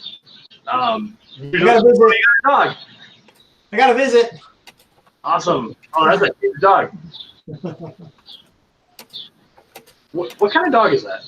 She's a pit bull mix. It's funny. I was gonna say she almost looks like a pit bull, but not quite. She's got some ridgeback in her and pit bull. She's a little girl. What's her name? Belle. Belle? Yep. Save the glass, Steve. Glass is fine. It was a challenge coin dropping off the glass, bumping into the bottom of a different Glencairn. I only have 3 bottles. It's unfortunate. I mean, Matt just went and grabbed like 12 bottles. There's a new Because Matt. I'm very fortunate. So as part of a Hilton's Silver member, which means I've stayed like 50 something, I get 2 free bottles of water every day. So oh boy, so exciting! 2 bottles of water that are worth drinking. Right, exactly. But the good news is after this stay, I'll be halfway to gold, which gets me free breakfast at the thing here, which is like $20 a pop. So at least that. But I'll probably be there pretty quick. It's funny. Like I'm actually really obsessed with this whole points and staying places thing now that I'm actually doing it often. Like JetBlue, I'm like I could go to and from Austin for free. But I talked to my wife, and she's like, "Well, I'd rather use that for Disney." And I'm like, like I guess that makes sense. So, her logic was sound. You know, it was where our family is worse off because you're not home, so you should probably use it for the family. I'm like, why don't we just make sure we use it? You know? So, yeah, there you go. Yeah. There you go, being all logical. Yeah. Yeah. Right. I know. That's awful. Ooh. Lonel. Has you had this one, Carl? Lonel from Forney, Texas. This is a single barrel release. I think I have. I tried the small batch. It was okay. This is actually really good. But I was hanging out with Liquor Hound. He's like, you got to try the single barrels. I'm like, fine. Like, hey, it's actually good. All right, dude, please tell us about that visit. That was the best. I have to imagine that was stressful though. Yeah. The first time I ever went to Matt's house, stressful. It was amazingly fun. Yeah. We tried all sorts of cool shit I never had. It was like the coolest place ever for me. like Disney World.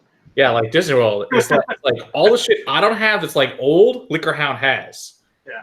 So it's like all this crap from like the 70s, 80s, and 90s. Wow. And then like every freaking unicorn bottle you could think of. Yeah, he's got all that shit. That's incredible. It was awesome. So I got to try like Port Ellen for the first time. Holy crap, is that good? Wow. I'm holding my fingers for next week. Yeah, for sure. That Port Ellen is amazing. Oh, that was so good. I tried that. Does he have a job at all, or is he like independently wealthy? Like, because I gotta imagine you need a lot of money to buy that much whiskey. Yeah. Well, it's really interesting. So I didn't know before that. I knew he'd worked for the government. I just didn't know what he did for the government prior. Yeah. So you're never going to guess what his job was with the government. I bet it was super boring. Government. But I bet it had a lot of travel in it. It's great. His job was overnight mailman. What? I kid you not. Okay. So that was his job. So he would go around to all the liquor stores during the day while the rest of us are at work. So it worked out perfect. He could get all this shit. So he tells this great story about the old RIP 23. So he get into a store right before it closed, and he saw it. He's like, "Oh, you got in the glass case. I want that right now." It was like $250 at the time, just on the shelf. And so he says, "Yeah." He says, "The funny thing is, his friend at the workstore told him, he goes, he goes, all these lawyers and doctors were in there looking who was discussing who was going to buy it, and it gone down another aisle, and they came back and said, where the hell's the box? Like, the mailman bought it." So then he said he proceeded to go to like 8 more liquor stores in the chain and buy every single one of them. Wow. That's what he does. He just like trips all over the state buying liquor. What I find more impressive is like even if you find a good like let's say you get the 23 for $200 or whatever, like it sounds like he was doing, like that's still like $1,500-$1,600 that you spent in a day. I mean, it is, except for that when he resold them. Oh, he resold a bunch. Okay. It was a lot more money. See, that makes sense. And that's the smart move. So he I'm not a fan of the flipping. A lot of it with his others flipping. Now, some of it, like if it was like to me, he'd sell it at cost. But other people, that he was telling me the other day something broke in his air conditioning unit. He just sold a bottle and paid for the air conditioning problem. That's so funny. I'm like, well, that works. Yeah. So, that's like we got a guy in town here that is literally in love with Weller 12 and Weller 107 to the point where I've seen pictures of his house where he opens up his bottom cabinets underneath, and the top is glass doors and the bottom is just closed cabinets. Yeah. And it's literally front to back, Weller Antique over here, Weller 12 over here. And it's just boom, boom, boom.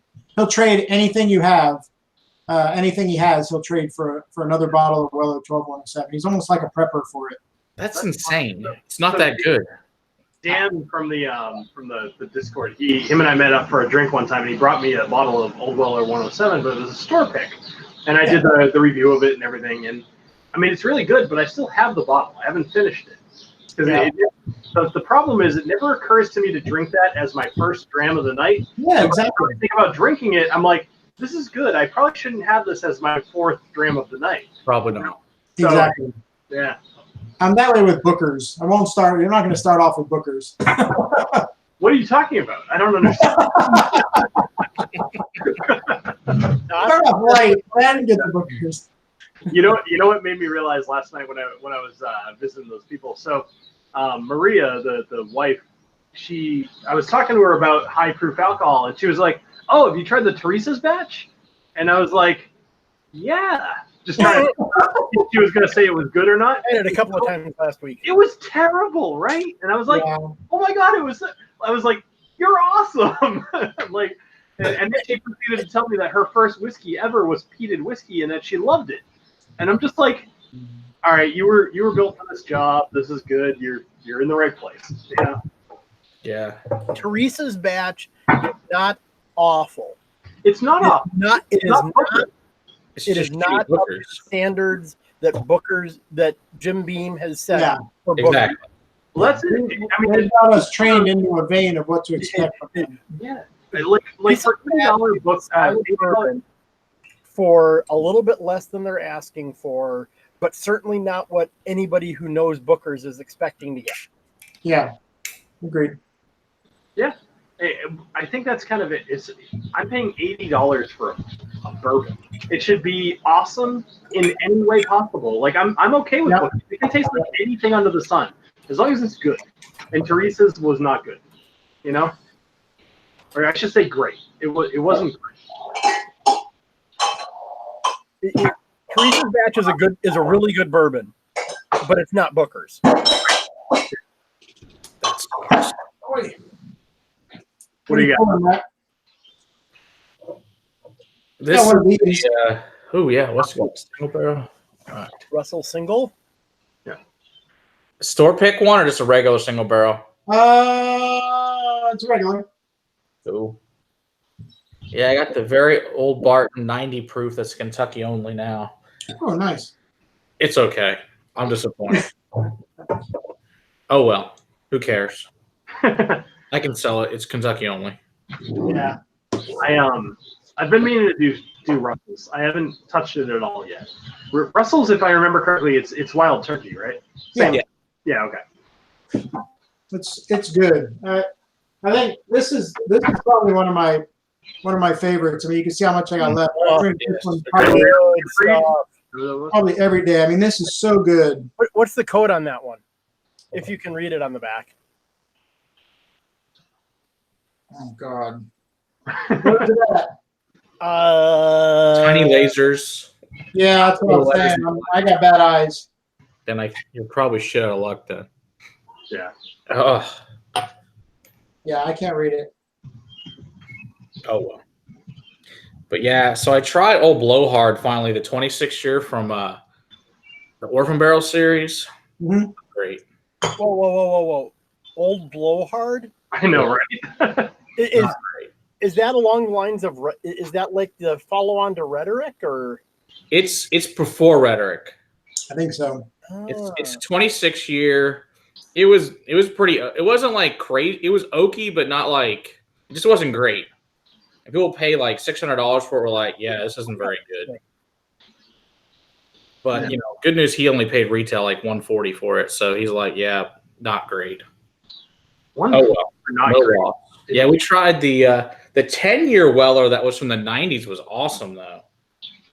That was really good. I did enjoy that. And I tried a Pappy 23 finally. It was all right. I was like, if I'd paid a ton of money, I would be pissed.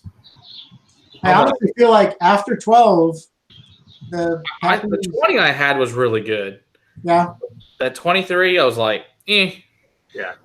I'm really glad I have a ball of 23, and I'm totally good with that. Sorry. So I have a question for all of you guys, and anybody in the chat as well. 42. Okay. Although correct, that is incorrect for this. So I'm not asking about the universe. So what is the last whiskey that you have like a memory of? Like something that was important to you? For example, the Maker's Private Select. It just came up in the chat and made me think of this question. Yeah. So I was in New York and I was hanging out at a hotel with this other guy that him and we're both at the same position in our company. We're just in different offices, and him and I were hanging out. We always have a good time when we hang out. And I brought this Maker's Private Select, and I remember we drank some in the hotel room, and then we actually went out to just like the lobby of the hotel and just sat in a couple of chairs, and we're just drinking Maker's Private Select there and just shooting shit. Like, what is the last whiskey that you have that you made a good memory of, or with? Whiskey itself or whiskey experience? Right there, man. Yeah. Okay. My son got me this bottle, and every time Matt's heard this story already, but every time I drink it, I get bananas off it. Okay. And it's just what it's got, and it's just got so many memories because he bought me this bottle, and this was one of the first bottles I got when I really started getting into whiskey. He's like, "Oh, my dad likes whiskey. I'm going to get him this bottle." But as he handed it to me, he was opening it, and he popped the cork and handed me an open bottle and says, "Here, this is for you." Nice. And it was just the best, the best way to give a whiskey. And I just looked at him and I said, "Well, get 2 glasses." And we just sat down and we drank it, down to where it is mostly. That's awesome. So, I hope both my daughters are into whiskey when I get older. I mean, they're 5 and 3, so I have a little while. Yeah, not yet. Perfect timing. Hey, my daughter has her own scotch. Carl will tell you she does. She gets like, seriously, she gets like this much in this little tiny thimble glass, and she goes, "Where's my scotch, Daddy?" She has this Glen Ross sherry cask bottle she really likes, which will last her probably the rest of her life at the rate she drinks it. But it's really fun. I remember being really young, and my dad gave me a sip of Budweiser, and I did not drink beer until I was 18, and then even then I drank way too much. I actually remember I was crawling. I remember asking my friend he was like 2 years older than me. He was in college, and I was drinking at his apartment, and I think I had like legit. I think I had 8 Budweisers. And I said, "Hey, Jeff, could you give me another Budweiser?" He said, "If you can't get to the fridge to get it yourself, you can't have another one." So I had to crawl across the floor over to the fridge. And I remember sitting in the floor of the kitchen and just drinking my 9th Budweiser. And my dad gave me, like, what I was getting at is my dad gave me Budweiser. It took me forever to drink again. And then even after that experience, I was probably 21 really before I had another drink. And I've recently given my girls, like, I let them smell some of my whiskey that I knew was an extremely strong smell, either like Booker's or maybe an Ardbeg or something, because I want them to not want to try it or just think it's disgusting for a lot of years. So I'm trying to recreate that with my family there. See, my kids are like, "That smells good." But how old are they? 11 and 7. I'm trying to do it younger than that. Oh, they've been smelling it since they were born. This is nothing new for them. Yeah. This just when you have a bar the size of mine, it can't be a mystery. I don't want my kids going in here finding them passed out shit faced one day. This way they already know what it smells and tastes like and they leave it alone. To be honest, same thing with firearms. You take the mystery away from it. Mm-hmm. And there are rules around this. This is what it is. This is you don't deal with it. You take the mystery away from it. Mm-hmm. Gun range, you give them a sip of beer, you give them a sip of scotch, whatever, because then it's not mysterious. Then they are not tempted to go out on their own and do wild experimentation. Exactly. Create a healthy respect. At what age do you give them their first sip? That I'm not prepared to comment on, not being a parent. 6 months. Huh. I think, Well, when they start teething, you need it for their gums. Right. oh, no, that's true. I mean, I did put whiskey on their teeth when they were. I mean, I've got 2 sons. My kids have liked it really ever since. Whiskey or brandy on the gums is a time honored method. Yeah. See, I never tasted beer pretty young. I think beer was kind of pretty young. They tasted it, like soda, and it's ew, that's gross. And we had the talk. But whiskey probably not until maybe middle school. I think I let them taste some whiskey. That's probably about old enough for the whiskey. Yeah, that feels about right to me. And I'm raising 2 girls. I want them. This is gonna sound terrible, but it's all guys here, whatever. So I remember dating in high school and everything, and a lot of the girls I would meet or whatever, they were just boring as hell, right? Because they were into all of the normal stuff. I don't want my girls to be like that. I want them to be interesting people. And when I'm thinking about whiskey, not even whiskey, but just beer or alcohol in general, I think middle school makes a lot of sense. I want to raise them in a way that's not dissimilar to how I would raise my son if I had one. But I also want to be cognizant of the fact that they are girls and that there's a little bit of difference there. So it's a weird thing. I have no idea how to raise girls. Women were confusing to me. They're still kind of confusing, but at least until I was in my early 20s. And then it was all right, you know what? I kind of get you this, and this, and then I'll be all right. But I just have no clue about teenage girl. Fuck that, man. I'm gonna get a thing. Yeah. At that time of the month, you just move in the fucking attic and say, "I'm living right." I'll be back in a week. In hindsight, feeling scared and unsure is the right place to be. As soon as you start feeling sure of yourself, you're in trouble. Yeah. No. It's all right. So. What do you guys think of this one? You know how I feel about that piece of shit. That's funny because I saw the bottle, I saw the artwork. Okay, that looks craft to me, or like small at least. But I'm sad. It's not very good. I'm guessing. Ass. It was the most disappointing whiskey I have ever tasted. That it tastes like disappointment. What it tastes like. Well, I think we had a lot of. I think the expectation was set really high, and that's the only thing. I mean, standing by itself, there's a lot of people that have never had anything by either of these guys, and when they taste it, they're like, "Oh, that's pretty good." But those of us who have had Beam products or some of those Japanese products, we taste it and we're like, "Oh my god, ridiculous!" I thought it'd be amazing. I was like, "Oh, this blows." So what is it? I've never heard of that brand.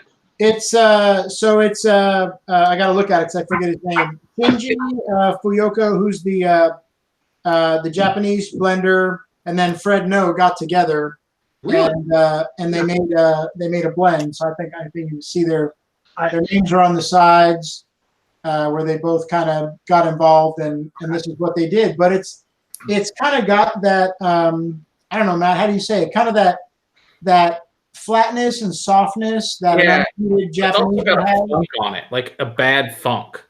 Wait, you said it's Fred No, right? Not Freddie No? Correct. Well, the middle guy, like Booker, and then Fred, and then Freddie. Yeah, because basically Beam Suntory got together. So two main blenders, distillers, whatever, and made it. Yeah. And is that bad? That's surprising. That's why we thought it'd be so great. It isn't bad. It's just not. It's just nowhere near as good as it should be. If you went into it thinking Booker's, you're going to get let down. And if you went into it thinking Suntory products, you're going to be let down because it's not either one. Nope. It's a blend of both, and it's weak. Yeah. And it is Fredno, not Freddy. Right. So it's 94 proof, but it does not taste like that. Like Fred was responsible for a lot of the early Bookers, which most of those were good. Yeah. Yeah. Freddie's now kind of taken that on, and a lot of the most recent ones have not been great. But he's growing; it's fine. Yeah. Like he should know what whiskey tastes like. I mean, Teresa's batch was not great whiskey, but that's surprising that Fred would put that other one out that wouldn't be good. But I mean, it sounds like he redeemed himself with Shiny Barrel batch. So. Well, Craig in the chat was talking about Ugadale and Corey Brecken as being so good. I'm curious, I personally love the Corey Brecken more than the Ugadale, but I could see there being a bit of a discrepancy between what people think. Do you guys have a preference between the two? I like Corey better. What was that? Corvecchian's my preference. Yeah, Corey all the way. Okay, so absolutely no discrepancy then. That's good. Because it's better. I'm with you. So like Corey Brecken is. I lean slightly towards the Ugadal, but not with any real conviction. Okay. Well, I feel like in a way, and this might be sacrilege, but I feel like the Corey in a way is just an Ugadal that's higher proof sometimes. Yeah, I'd agree. It's been a while since I've had the side, so I ended up getting water delivery. The 10 P&O, the Ugadale, and the Corey Brecken all at the same time from that guy at Ardbeg, which, by the way, is like the U.S. representative for Ardbeg is somehow I got that contact. He's got an office in New York, and he's just like, yeah, I'll hook you up with my like, how do I know who you are? Like, I mean, what was that, Bill? I was just saying that I happen to know the U.S. representative for Ardbeg, and he's based out of New York. And I mean, I'll give myself some credit, but I'm shocked I even know who that guy is, right?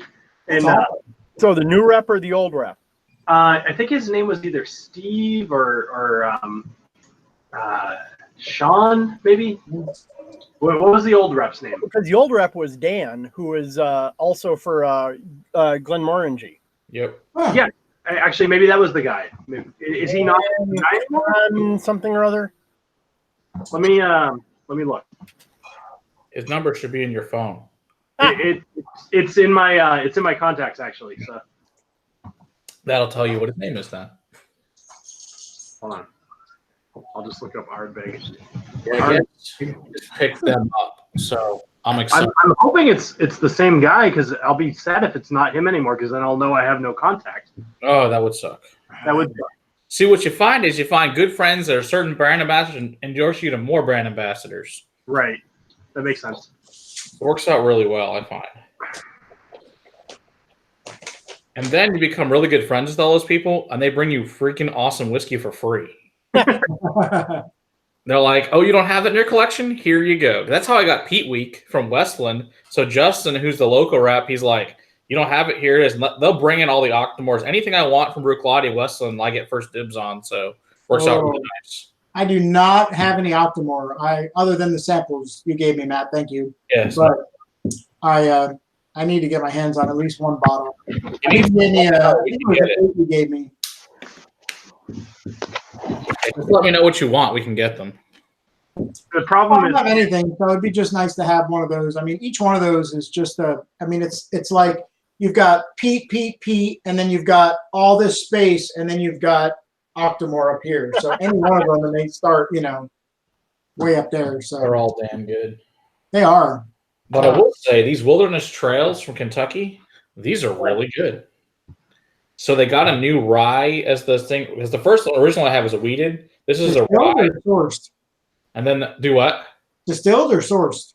No, these are distilled. These are bottled and bond distilled. Nice. These are really good. Is this is their rye mash bill, and I have their wheated mash bill, and then they just came with a rye too. This is their rye. So my buddy picked all these up for me when he was up there. Nice.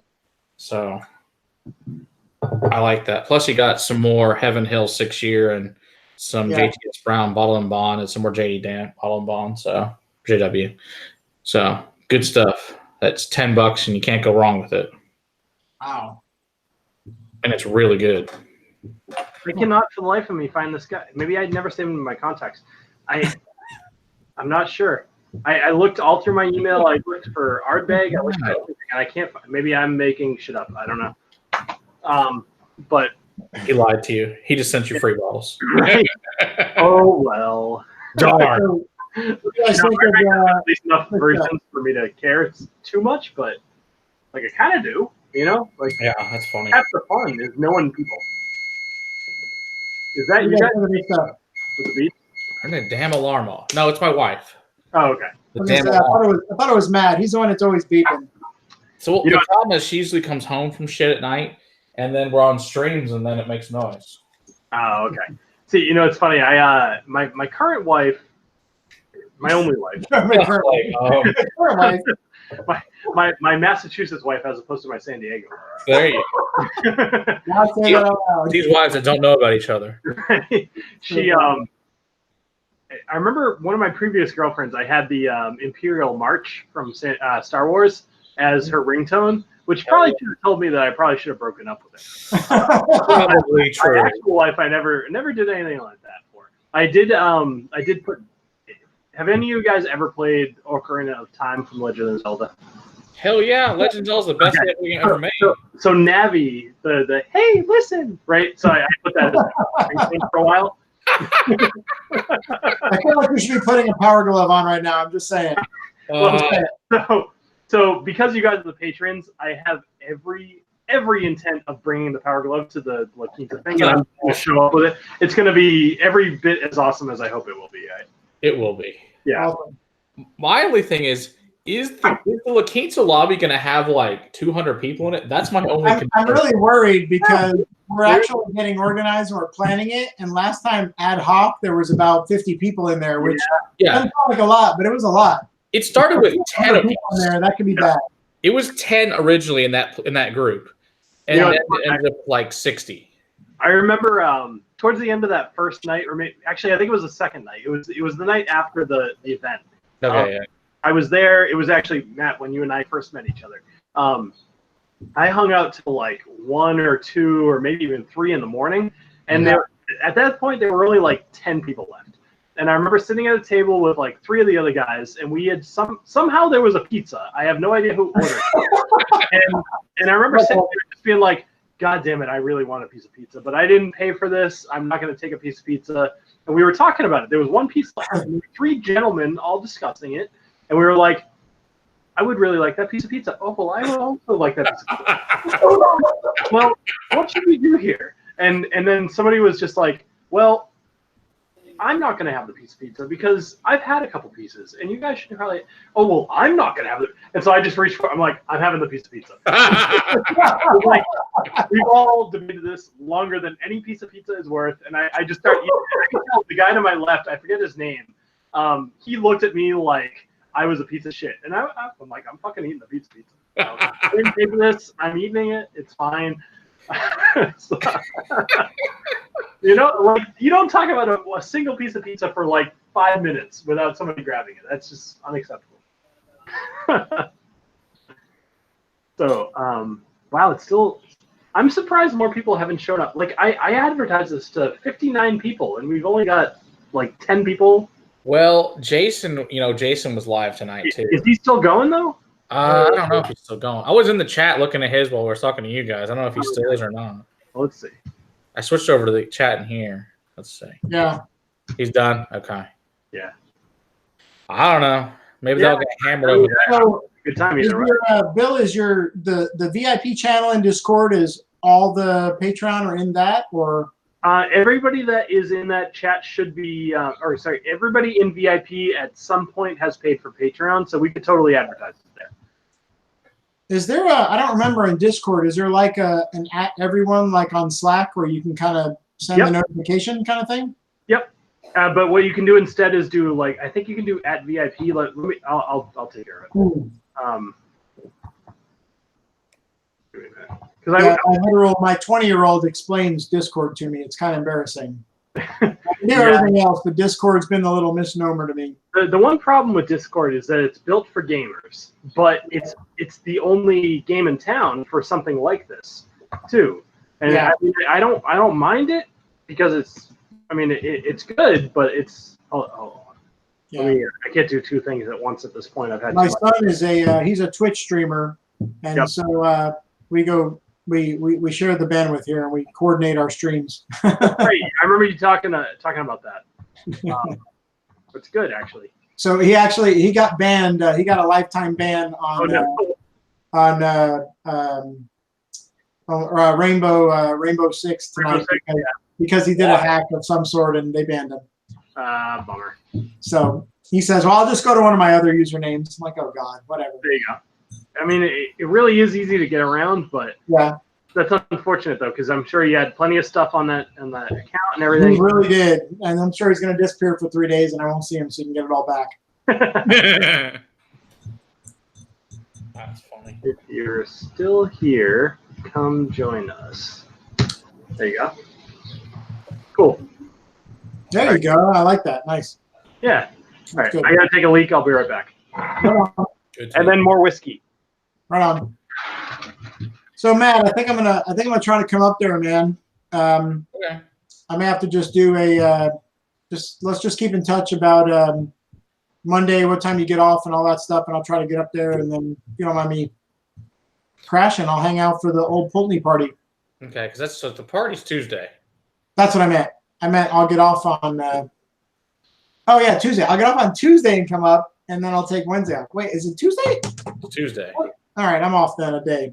So, you're going to get me out of staff meetings and stuff. That's great. I'll take Wednesday off. Even better.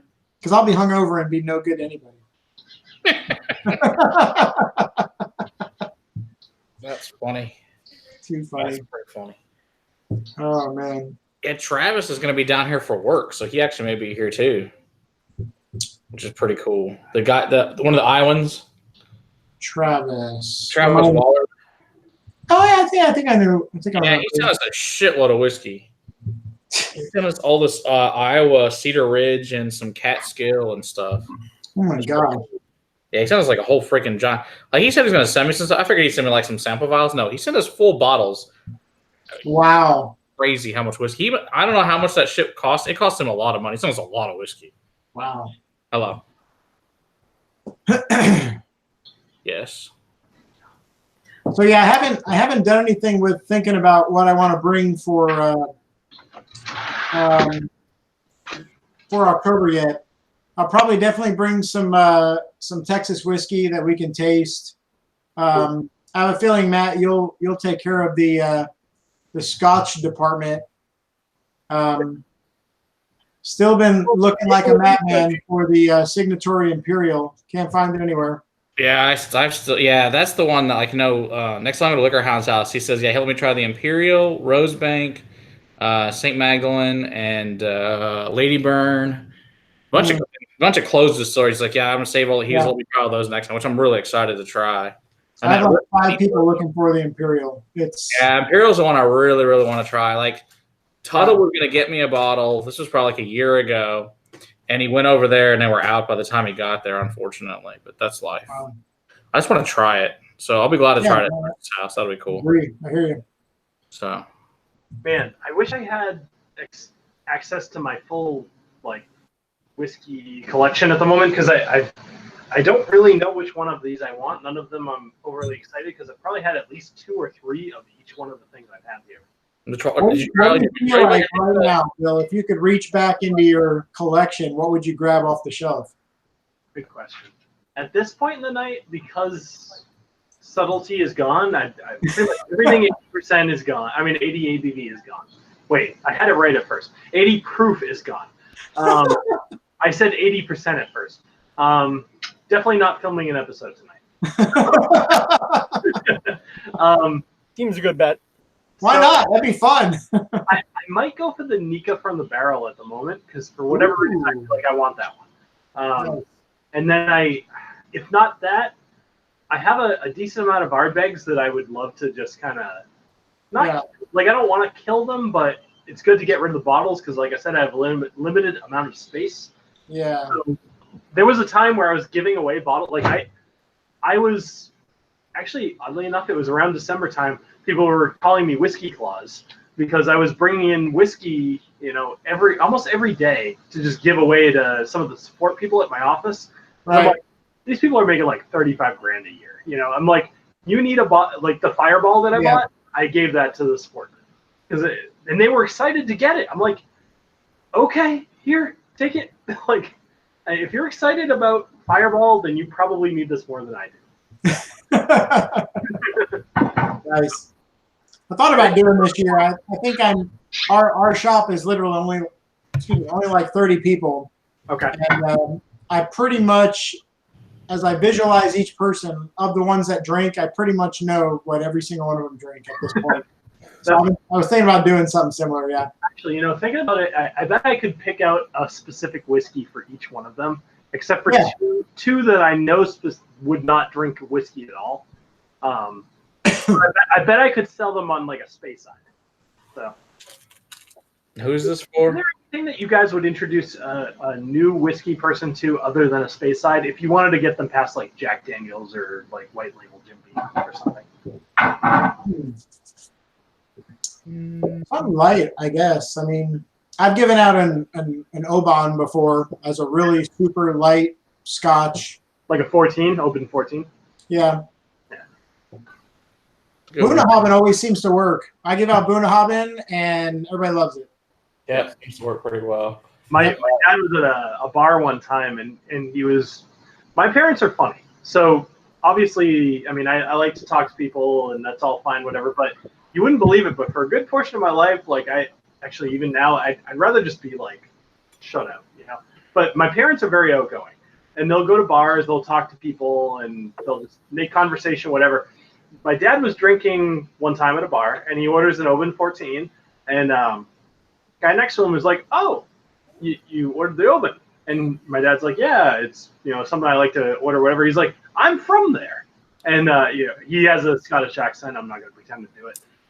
And he's like, "What do you like about it?" My dad, him and my dad talked for a while, and like I said, it turns out he's from Oban, and he just had no idea that their whiskey was as popular as it is. Oban 14 is like what I order at a bar if I really want something reliable. Like that's a great whiskey. So. I had a buddy brought me this one back from. He went to the distillery. Okay. And brought me this one back. Super tasty. Single malts. What is special about that? I can't really. Super light, super floral. But like, what is that bottle as opposed to others? This is it's their distillery exclusive. So it's the Oban Little Bay, which I think Oban means Little Bay, right? So yeah, totally. Yeah, exactly. It's silly, but this it's just a super light, 48%. But I mean, if you look at, I don't know if you can see it, if you look at the color, I mean, it's just so light. It's a great Scotch to give somebody just to kind of try it, and figure out. It's only because I just reviewed the Little Bay. Like, is that somehow different than the Little Bay? Because the packaging is different. I did the same. I was trying to figure out, and they swear that it's different. And honestly, I don't remember what Little Bay tastes like because I don't have one. I've tasted it, but it's been a while, and so I wonder if it's the same thing, but just labeled because it's given at the distillery only. Somebody picked up the distillery. I think it was like 80 pounds sterling. Okay. For it. Well, bring it here. We'll test it. We'll find out. Solve that problem. I might bring that. I'll bring that one with me in October. So Matt, I'm curious because every time that you do any sort of live stream whatsoever, you always have something different in front of you.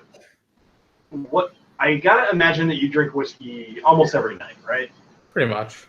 So what do you drink on a typical night? Is it always something different, or do you have a go-to? It's pretty much usually something different.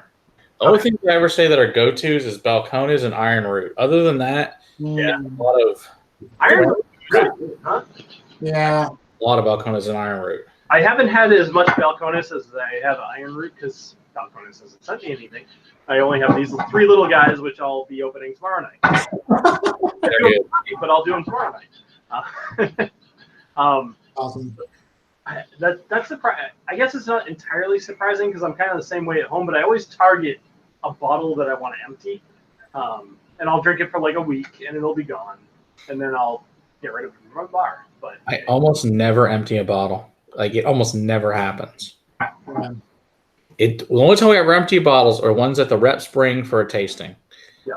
The last thing we emptied was because I poured a bottle of Tito's into a smaller bottle of Tito's to put on my spinner. So, and that was the other day when somebody was asking for Tito's. Other than that, I couldn't tell you the last thing that got emptied. What are you watching? It might have been Kentucky Owl Batch 2, and that was like 3 months ago. so we one thing that's kind of funny is that so like we do recycling obviously at our place, Massachusetts. I imagine most places have that, but Massachusetts is pretty liberal, whatever. So the funny thing is sometimes I'll be really low on a bunch of bottles, and I'll put out the recycling, and there's like 8 bottles of whiskey out there. And I'm sure that the recycling guy totally doesn't care or notice or whatever. But all I think of is like, I hope this guy that I've never met that is a garbage man. Like, I kind of hope that he doesn't judge me. After we have like events, we'll put all these. There's like, I don't know, like 12 empty bottles that go out there. I'm just proud of that. And we put them in the trash bag so they make sure they know that those are nice, good whiskey bottles out there. So if you're watching this stream and you just popped in, people in chat are trying to figure out who you are. What bottle do you have available at all times? It should be Glendronach 12, but I need to get a new bottle right now. Glendronach 12 is a nice go-to scotch for sure, yes. Yeah, I usually go Booker's. I mean, sorry, not Booker's, bourbon. Yeah. The two are synonymous enough in my brain. After a few drinks, I'm thinking of them as the same thing. What do I usually keep on hand? I mean, I'm not going to submit this entire coin. Booker. I guess that's enough proof that they are synonymous. I think I go to bourbon as well. But I shouldn't admit this, but there has never been a time since I've started drinking whiskey, which was when I was 21, which is 15 years ago, that I have not had a bottle of Jack Daniel's in my house. And I get it. I really do. The entire reason that I have that is because sometimes I like to have Jack and Coke. I never drink Jack straight. I only ever drink it with Coke. Jack the is reason made. I do that is when I want to have a lot of energy to make bad decisions fast. So there you go. That'll do it. I don't go through it fast. Oh, there. It's a Moose Chun. There we go. There's our participant. Hey, Mose, what's up? So, I suppose for me, I only really got started on whiskey seriously a year ago next weekend. Okay. And, oh my God, what I've gone through since then. That's crazy. You've only done this for a year. I know, it's funny. Matt and I have had this and like experience that I'm surprised it's only been that little bit. So up until a year ago, I would drink I'd drink some whiskey cocktails and an occasional straight high-end bourbon or Irish whiskey. Okay. But I couldn't handle scotch. That's then fun. a year ago, next weekend, one of my friends on the annual trip that I'm going on next week had a flight at the bar that was the Glenmorangie flight and gave me a sip of his Quinta Ruban because he knew how much I loved port. And now here I am. That's funny. Yeah, because I know Carl knows Nathan. Like Nathan Huey's only been drinking for like 16 months, 17 months. I know, and it's ridiculous. He's gone insane. how much whiskey that dude has. And good whiskey at that. Like, Good whiskey. really Yeah, good well, whiskey. he's got money. He's not sure what to do with. But having said that, I suppose the bottle that that in a larger context, because I have drank Irish whiskey and bourbon for a much longer period. The one that I've always made sure to keep on hand is Jameson Caskmate Stout. Okay, good. I'm so happy you didn't say the IPA. No. It's really good. I picked this one up a couple weeks ago. This one's really good. I mean, God, really good. just a good staple. So tasty.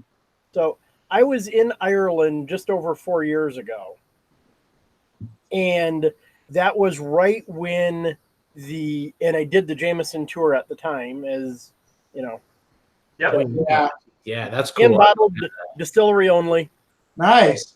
That's very cool. Black barrel, cask strength. You know what's funny about the Black Barrel is that I think it was my second video. I did the Black Barrel Select, and they must have stopped making it. They did, unfortunately. I like that one a lot too. That one was They slightly modified the recipe that they used for the Black Barrel. Yeah, it's not. I look back at my videos and I'm like, I was all about the Black Barrel Select, and it's my second video, and it doesn't exist anymore. It almost looks a little sad, you know? Like, they have the regular Black Barrel, and I should probably revisit. I should go to that one and check it out now. It still is solid. I think the new Black Barrel is still solid, but it's not as good as the old one. Yeah, it doesn't have all the nice fruity notes that the old one had. It's just more bourbon barrel than the original. But when I did the tour at the distillery, the guide was telling us about how Caskmates came to be back when there was only one. The IPA didn't exist yet. Right. And I kind of wish it didn't now. Because I went through a bottle of the IPA, and I'm never buying it again. No. Never. I tried them both at a bar one night. I was willing to give it a shot and turned it into pour it over ice or drink it or turn it into a mixer. Yeah. Because I just couldn't handle it. But the Caskmate Stout. Oh, there you go. Gold Reserve. Good choice. Good choice. Yeah. I was going to ask about the Jameson Gold is amazing. Sorry to interrupt. I haven't tried it. Jameson Gold is so not talked about. It is such a good whiskey. Yeah. Oh, so I tried the vintage 2007 at Chris's house. Yeah. Holy crap, was that stuff good? So, That's insane. I'd never even heard of it. He's like, yeah, it's from like I said, it's from 07. So he's like, yeah, I got it brought over here, and it's not made anymore, but you need to try it. I'm like, okay, I like good Irish. Really good. If any of you find a bottle of Jameson Gold, please just buy it for me and let me know because I can't find it. I love it. That is such a good whiskey. Oops. So Steve, I got to ask you a question. That water thing that you're drinking out of the glass. Is that from a coffee maker? That's a Tiva, isn't it? Yeah, that right there. Is that from a Ninja coffee maker? No. That's a Tiva, right? Target or Walmart. Yeah, that's a Tiva glass from so Walmart. We bought like a coffee maker. It's pretty, nice one. Whatever. Not crazy, but like it's got that shape, but it's basically it's basically a it's like a double-walled flask, double-walled. Yeah. That I originally got for tailgate parties, for hockey in mid-March. Yeah. Where I never knew if the beer from the homebrew was going to get overheated from the heat or frozen because it was so cold out. Right. And so this was perfect to pour it into because either way it kept it reasonably good, other than the very top. I bought it. My wife. It was a coffee maker for Christmas, right? So like she's as much like me about black coffee, which is wonderful. But it came with a cup that it looked identical to that, and it was for making iced coffee. And so I assumed we had the same. There's lots of those blender coffee, whatever maker things that do essentially this shape. Right. It's just a convenient shape that a wide variety of hand sizes fits, and works and pours well. Oh, man, I think I'm gonna call it pretty soon. Maybe like It's only 8:15. What's the matter with you, boy? He's getting rusty out on the patio. When I'm out here for a week, I don't get any sort of time change You whatsoever. haven't had any dinner yet, have you? I haven't. I didn't. Okay, That's you the haven't problem. had dinner yet. That's what it is. And I didn't have lunch. Accept I it. haven't. The only thing I've eaten today was an egg and cheese on an English muffin from Starbucks. and I'm starving. First off, I'm kind of drunk, so now I can't drive to where I wanted to go. Yeah. So the Hilton here that I'm staying at has cookies though, so I might go get one of those. There you go. See if that can sober me up enough to go up. You might want something Uber to a little Carl's. more substantial than that. Yeah. I don't really want to drive right now because that would be awful. Uber. But I might be for Strauss. That'd be good. We've got 7 people in the chat right now, so I'd like to say see who's in the chat. Say hi so we know who's out there. You know, Craig, it was funny. I noticed the same thing because all of a sudden I see grain on the video, and I'm like, boy, I've been out here since it was bright out. So It just went and got dark. yeah, still have palm trees right next to me, which is cool. I mean, the trees don't go away, but it's so unusual for me. I'm used to evergreens and like pine trees. I'll be honest, I don't notice it as much glancing over at the YouTube feed. Yeah. I definitely notice it here, though. Yeah. Okay, that's good to know. Actually, there was a slight part of me that wanted to just pop on live right after we're done here, but Yeah. I feel like that would just be a shit show because I'd be like, "Hey, everybody, I'm already drunk." A good shit show. Yeah, maybe. I thought that was a Whiskey She Wines, which is hilarious. And I love that. I cut most of my Patreon funding recently because I lost a couple of patrons recently, so I had to kind of cut costs. But I kept them. I kept them and a couple of other ones that I actually really like. Yeah. But man, I really like them. They're fun. entertaining as fuck. They're Yeah, they hilarious. really are. You know, I can't wait till I meet him in October. Totally. I've gotten some comments on my videos, on my live streams, where people have actually said, "Can you please not have Bobby and Sam anymore?" Because I know, that was ridiculous. well, because they're too crude or whatever. And I actually responded. I was like, "No, No, they're like, funny as No, shit. they're too much I'm fun. gonna have them on whether it drives me into the like. I like them, and that's rare. I mean, like I like actually, Steve. You haven't been on an official live stream, but I would say, you know, Matt, I like you. Carl, I like you, and like I like whiskey. I like Whiskey She Wines. I like Bourbon Sane. There's a couple of other channels I like too, but there's very few, and you'll notice that they're the ones I have on now. Yeah. Exactly, because they're entertaining. Which Yeah, is, I mean, it's about entertainment. And that's the big thing. Can you be entertaining? Right. Like I mean, Bobby and Sam Are are. we all entertained? as far as people actually going and watching it the next day is no longer than an hour. But when I have Whiskey She Wines on and like Bourbon Sane and Whiskey Crusaders and there's one more that Scott from Scotch Has Dummies. Yeah. Like when I have all like I can go for like 3 hours and be like fuck the analytics, like I don't care. Yeah. Oh yeah, when Jason and Eric are on. Mostly Jason playing the drums and Eric taking his fucking shit off. Sorry, that was the other one. I Those knew two are hilarious. Like Jason is awesome. I actually really like the second generation whiskey tubers. It's but I guess you probably maybe like third gen. Like if you consider Ralphie as the first one, and then like me and Whiskey Vault and Scotch Has Dummies and Scott. Yeah, you guys are the first Four two. Dummies. A few of the other ones like second gen. We got the third gen coming on, and you know like. There's some good ones all across the different. I don't know if you guys follow Ralphie on Instagram, but he posts super rare, but he actually posted today, and he's just like surrounded by whiskey barrels.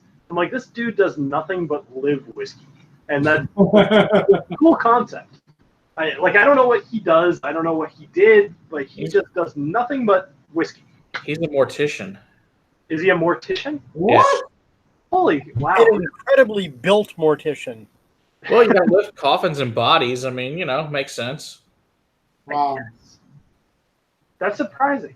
So who's Eric? Eric Wade. Right? Oh, Wade, Eric yeah. Wade. Oh, it's too late. I've had too much to drink. Eric Wade is another one. I wasn't correlating Eric as an actual channel name. I was thinking, Oh, okay, yeah. who the hell has a cryptic name that's Eric? Well, that's another funny thing is a lot of some of the whiskey tubers, they don't want to be known by their real names because very And then few there's Eric Wade. keep them in mind. And Eric obviously is not one of them. There was a while where I didn't even introduce myself as Bill because I kind of didn't want people to know. I don't know why. And even my little mini keg I had my last name on it, which is Eburn, E-B-U-R-N. And I didn't say that on the channel. I've said it one time on the channel by mistake. And even during the channel I did on the mini kegs, I turned it around, even though it looked cooler on the front. I was like, I don't want people to know my name. Yeah. Now I don't publish my last name. Much, but people know it from Patreon what my last name is. But if you don't know it, I don't ever put our last names on there. Yeah. Well, no reason to. Yeah. Well, I was also like, there's 1.5 million Williams and probably more. True. A lot of William, and Bill, obviously, but there's also 1 million Zach. I mean, sorry, Matt. Jeez. Exactly. How about Steve? Same thing. Yeah. So there's a reason that every now and then I get somebody saying, "Well, don't you want to hide what your name is online?" I'm like, "My name is Steve."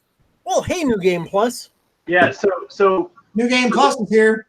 So that's either Dustin or Nolan. They're a podcast that I follow that I've been supporting since about when I made this channel. Now, the funny thing is, we probably started within about 3 or 4 months of each other, and we've helped each other. Actually, they've watched my videos, given me some advice. I've listened to their podcast forever, and I've given them some advice as well. I've actually met up with some of those guys in person. Actually, oddly enough, out in Austin. This guy Nolan, he lives out in Austin. We went out for coffee. He actually drove me to the airport. And very, very cool guys. And they're just because what the hell? They're doing a 24-hour gaming thing for their Patreons. Actually, they hit some goal. I think it was like $300 a month, and cool. They're doing a 24-hour live stream. And I'm kind of pissed because I'm missing it because it's Friday and Saturday, and I'm flying out on Friday. So even though there's Wi-Fi on the plane, I totally can't watch it because it will never stream well enough. Yeah. So, I kind of left you guys in the dust, but I would say that your fans, Dustin, aside from the guys obviously in here, I feel like New Game Plus's fans are like rabid. They're all about it. Their Patreon, their Discord is like considerably more active than mine. But video games are a thing. I mean, like video games and the internet are kind of a match made in heaven, less so than whiskey. Definitely. Awesome. Talking about names, I had to look it up because every now and then somebody says, "Well, aren't you afraid somebody's going to figure out where you live?" Like, my name is Steve Anderson. I live in Minnesota. Good luck. How many of us are there? If you look on whitepages.com, there's 504 of us. Right. Good luck. It's funny though. If I look up my name, so most of the William Eburn, right? So my father is William Eburn. My grandfather is William Eburn. His father is William Eburn. His father is Henry Eburn, which is most of our middle names, not mine. I would be the fourth, but I have a different middle name, Frank. But his father was William Eburn. So it's like as far back as you can go. And I'm actually, honestly, I'm kind of pissed. My dad apparently he was made fun of a bit as a kid for being William Henry Eburn III. But because of that, he didn't want to name me William Henry Eburn IV because same reason. Oddly enough, the opposite happened. I feel almost left out. Like I wish I was the fourth. Yeah. But I can't say that I would have felt that way if I actually would have been the fourth. It's tough to say. True. But either way, so if you look us up online, there's 11 of us. And I'm basically the only one of childbearing age. That's the wrong way to say it.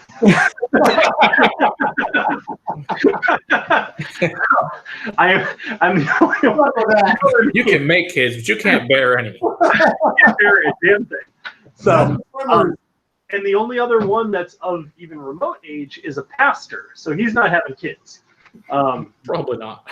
Probably not. So, He's not legally. I'm guessing that's Dustin, right? Just New Game Plus. I'm more posing a question to him. So Craig F is saying, I think there are only 7 of us in the U.S., but but one of them is very famous. Judge. Okay, so I'm probably okay. Plus, I'm not embarrassed about anything I do. Fuck the haters. Yeah, I will say I have very on the chat. actually one funny story that I've got.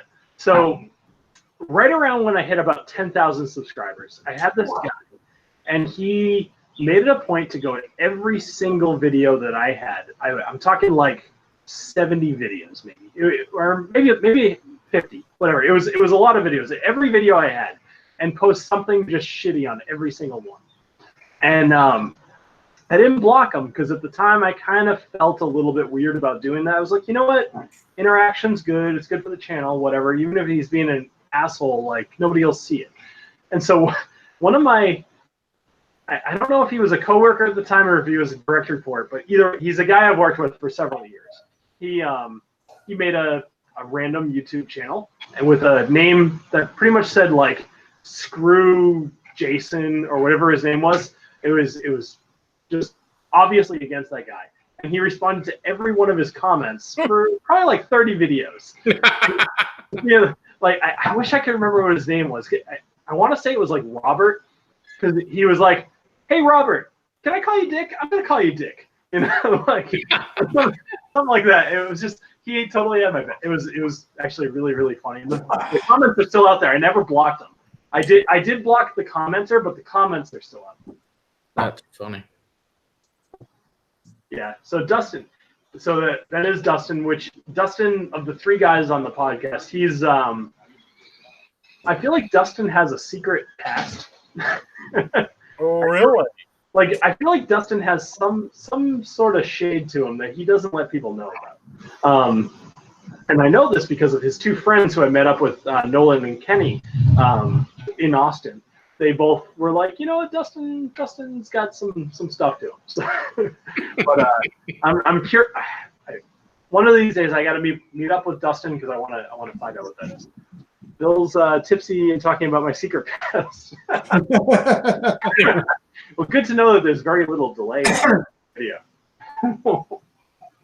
How'd you get the internet working so much better tonight than you did the other night? I don't know.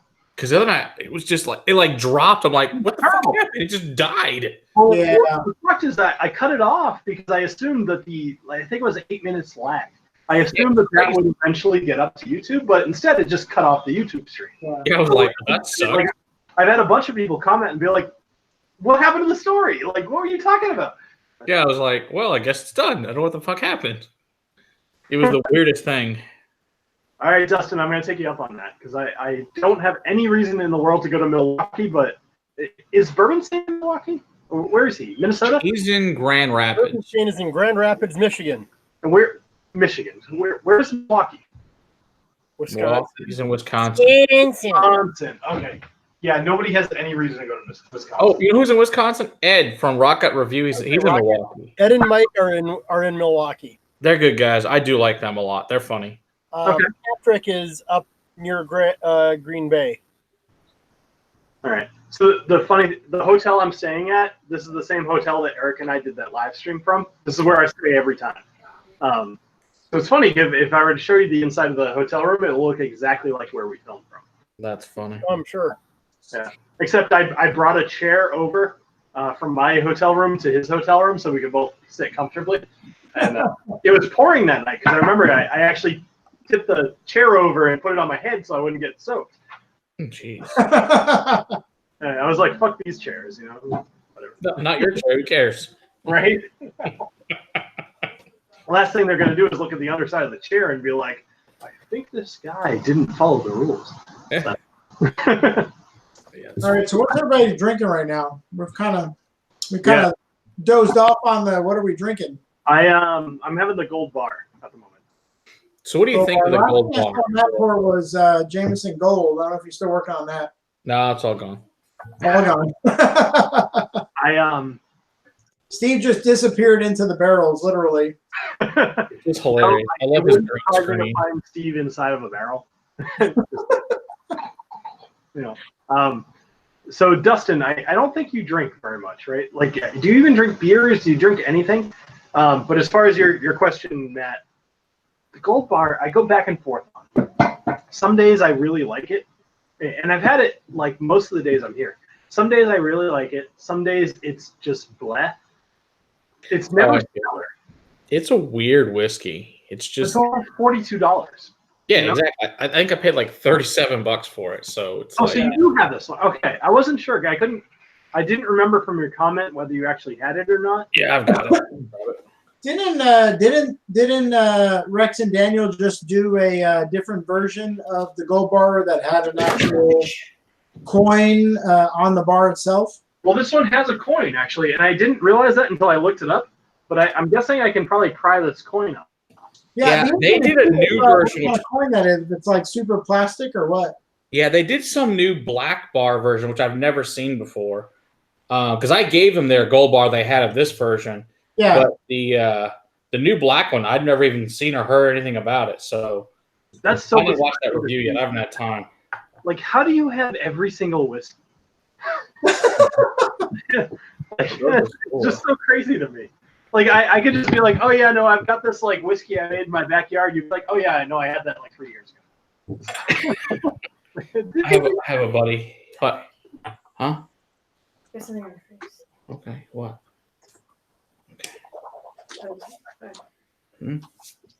Okay. We should call her Whiskey Crusader wife. So Gold Bar is so tell me about Gold Bar, the distillery. Where's it at? I actually know very little about it, other than I'm. Let's see if there's anything on the thing. Let's see. Understood. All right, so finished in the gold. It's sourced. Corn and barley. Barley finished in French oak wine casks from the idyllic Napa Valley, which I did know that. Gold Bar is matured outside by the sea in the San Francisco Bay. The result is a unique, traditional American blend.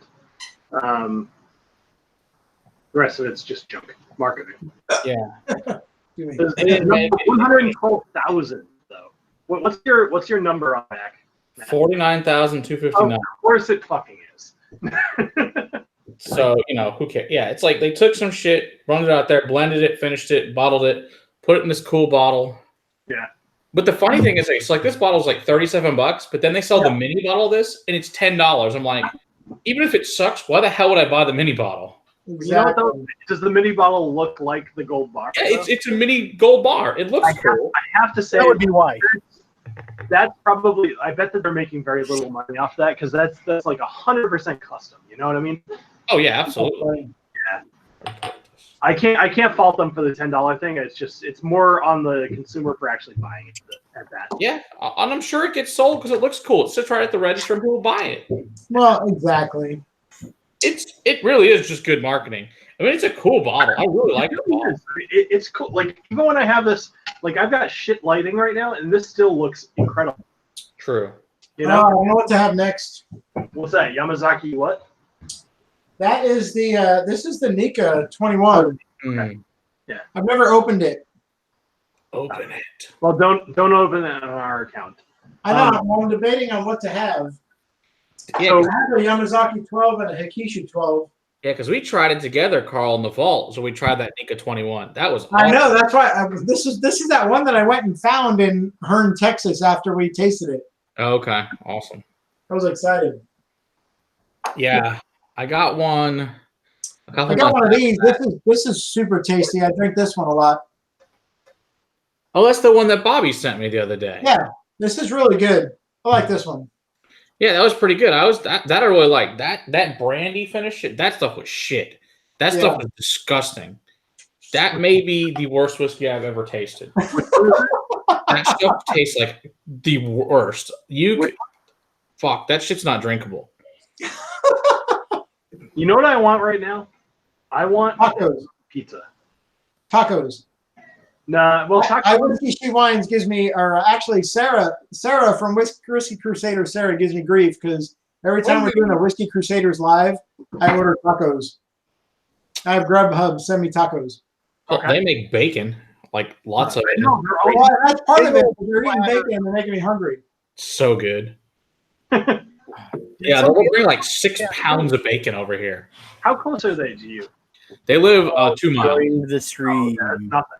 That's actually so like Scott and Bart. They live like a 40-minute drive apart from each other, or something crazy like that. I didn't know it was that far. Crap. It might not be 40 minutes, but I remember thinking to myself, I'm like, that's inconveniently far. Yeah. And they only get together once or twice a week to film, but they film like 3 or 4 episodes at a time. Yeah. Sure. Yeah, we should get together about once a month. Dummies that all live within a block of each other. Yeah. Do they really? Yeah, and that's the way to be. I mean, There's been at least one stream where Mark ducked out of the live stream, went to his house, grabbed a bottle, came back, and it was less than 5 minutes round trip. That's awesome. And then he walked out the back door, walked across 2 yards, went into his bar, grabbed the bottle, came back. Yeah, that's the way to be. I mean, that's if you're gonna do something with somebody else, that's awesome. Yeah, that's great. You know, Bookers. Oh, which one? This one is Backyard Barbecue. Okay. 2018, number 2. Yeah, Yeah, that was that's the liquid candy one. probably the most unique of the year. If I had to put something to it, I liked the 1 and the 3 a lot. I liked the 2. It would probably be my 3rd choice of the year, and the 4 was forgettable. Yeah. But I really liked the 3rd 2. Like the first 3 were like way up here, and then the 4th was like meh. You don't like Kitchen Table very much? I didn't love it. I like that one better, personally. really okay. Yeah, I liked the Kathleen's batch probably the most of that year. I do like that one. The Kentucky Chew was pretty good. The Kitchen Table was unique, and the what was it? What was the 4th one? Sip a While. Sip a While. Yeah. I just didn't love that one, but what are you gonna do? I don't know if I think I have a Kathleen's batch. I have Kentucky Chew, which is really good. I like Kentucky Chew. Yeah, I think And, 1 and 3. I have to remember. I have to go back and rewatch my videos, but I think 1 and 3 were probably really close, and then 2 was right below it, and then 4 was like down here. So I've got I agree. Kentucky Chew. Yeah. What'd you say, Steve? I said I have the Kentucky Chew. Yeah, I have 1, 2, and 3 from 18. I don't think I have. What was 4? Sip a While. Oh yeah, that's one I wasn't able to find actually at the time. Mm. Yeah, they had That's the pretty Sip a While. sad. No, hold on. Was it Sip a While was 17. Porch? Yeah. Backyard Porch or something? Yeah, I think so. Sip a While was supposed to be good. That might have been 2017. That was 17. Okay. Yeah, they had it on sale at the base for like $46. The Sip a While. Yeah. I used to have a friend that was in the military. He was in the Air Force, and I used to go to the base to buy better whiskey. Hell yeah. And unfortunately, he moved to Utah, so I kind of lost that privilege. Boo. I know, right? It's like tax-free. Yeah, thankfully my dad was in the service for 28 years, so that helps a lot. So we go with my dad, I go with my mom, or I go with my brother-in-law. They're all in the Air Force, so it works out just fine. Yeah, I go with someone to the base. I remember I bought my last Lagavulin. I went to Fort Hood. I bought my last Lagavulin at Fort Hood for like $70. Sweet. It was great, yeah. I remember the ROTC guys at my college. I remember they used to jog around the campus or whatever. I had a very, very small campus, and they were very loud. And I remember it was JDAM, which is essentially like a radar blocking missile of some sort, I think. They would jog and they'd be like, "What's that JDAM in the sky?" So what's that up there in the sky? It's a JDAM and you're gonna die. I'm like, hell yeah!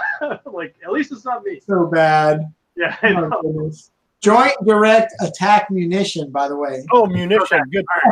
I'm sorry. Good catch there, Carl. Thank you. Thank you. I was gonna say, I'm not going to pretend to know. I was never in the military, but it was. I remember like the cool thing about my college, right? So it was, I think it was 650 people in my college total. It was it was super tiny, which was perfect for me. But I think it was about 150 people who were commuters. So there were like 500 people on campus at any time, and most of us knew each other, and our college was half computer science, half aviation, which was really weird because we were a 500 people college with an on-campus airport, and it was awesome because I knew I graduated knowing like 70 or 80 different pilots, and I'd say about half of those went on to commercial airlines. So like I probably, if I really wanted to flex a lot, I could probably get a free flight to most places. I've kept up with a good amount of those people, but either way, like the one guy I was like best friends with, he ended up you guys probably know this, in the pilot's cabin or whatever, the front of the aircraft, there's an additional staircase that usually comes down from the front of the airplane, Right. and where the pilots sometimes will get out of depending on where they're landing. And he went to climb down that, and the entire staircase fell off. And he totally just broke his ankle, like shattered it to pieces. Oh. And he had this, I'll spare you the details, but he had this whole huge like lawsuit, and he lost. Like somehow they were not at fault for that. Fuck that, right? But he couldn't fly anymore because he couldn't use his left leg, and you need that for yaw, right? So either way, he ended up doing computer stuff. But I totally forgot where I was going with this. But he the college was very, very small, and people running around. Fuck, I have no idea where I was going with this story. I love it. Better when I do it here than when I do it in front of like 100 people on the stream. Happened more than a few times. Matt, that's a cue for you to pour something. Matt looks around. I don't know. Oh yeah, I got the Bobby here. I was interested. I'm going Booker's. I'm finishing this up and going Booker's. So that's what I'm doing. I know. So Bobby sent me Lot B. Let's try that. Ooh. Lot B. Okay. Which glass is that? What is that? Is that Whiskey Crusader? Yeah, Screw Crusader glass. I saw the guy with the hat. Are you selling those things yet, or? I can. Good to Go know. get some more made. I can get some made. You have a website yet, Matt? No. You want to make me one? I can. I do that stuff. I can only pay you. I'm kind of a WordPress. I do that stuff too. What's worse, like I try to make it in WordPress. Yeah. There's some disconnect between my brain. Like I'm a software engineer. Like I can make any friggin' thing. And when I try to make WordPress, I just am like, I don't get it. Like it's okay, I can find my way around. It would be easy for me, but it's totally like Adobe products and WordPress and like Wix, all those things that are built to be like super easy. I just can't do. Yeah, I could do the Wix thing. That's like, I'm like, maybe I know how to do that. Right. Hey, I learned how to make thumbnails thanks to you, Bill. So I've got that at least down. Hell yeah. So that's like a major accomplishment. Other than audio, I would say if for any like YouTube anything, audio is pristine. Like that's the most important thing. Followed by lighting, followed by thumbnail. Because if you don't have a good thumbnail, nobody will click. If you don't have good audio, nobody will listen. If you don't have good lighting, nobody will watch. True. So other than that, if you have those three things, you can go like millions of subscribers. So. That's true. Someday we'll get to 1 million between all the YouTube channels. Hell yeah. Or at least all the Whiskey Tube channels. So what Rex and Daniel have done is the perfect amalgamation of what they're interested in of whiskey and the gamer mentality of like the super quick cuts and the like the really fast talking. The weird thing is I'm a little surprised that they've done as well as they have recently because their videos are too long. I'm sorry, who are you talking about? Whiskey Vault. Oh, okay, gotcha. Yeah. Mhm. So their videos are whatever. They're obviously doing really well, but I'm Yeah. surprised that they're doing as well as they have been because their videos are too long. You want to be under 10 minutes, and Yeah. many of theirs go over that. What I find is good is Whiskey Biscuits, that video vlog kind of concept. I'm surprised that's not more popular than Whiskey Ball. Well, and they only released that on Saturday. True. So it's like the Saturday video, and the time that they release it, I think, is pretty specific in that they try to catch folks early. And Right. people, like in my case, I throw it on my TV while I'm drinking coffee, and I just let it go. Yeah. Do I watch the entire video? No, but I let it go on my TV, and which gives them the view, for it. And I watch maybe 70% of it. Now, the funny thing is watch time is way more important than the views as far as the back end of YouTube, as far as people recommending you and whatnot. Now, the funny thing is, like, even the most popular whiskey video is only 200,000 subscribers. True. Right. Which is tough because, like, I think of myself, I'm like, I'm coming on 40. Like, once I hit 40, that's going to be a big deal. But, like, that's still, what, like a fifth of the user base? Yeah. Yeah. The viewer base. And a lot of those people are people who subscribe because of the PewDiePie video and have never watched another video. So, I don't know. I'm actually eager to talk to those guys while I'm out there this year. Because last year, I remember Rex gave me some pretty good advice, which I've actually taken to heart and I think of fairly often, where he said, it's not your job to make the distillery interesting. It's your job to say what the truth is. And I mean, their stuff is different.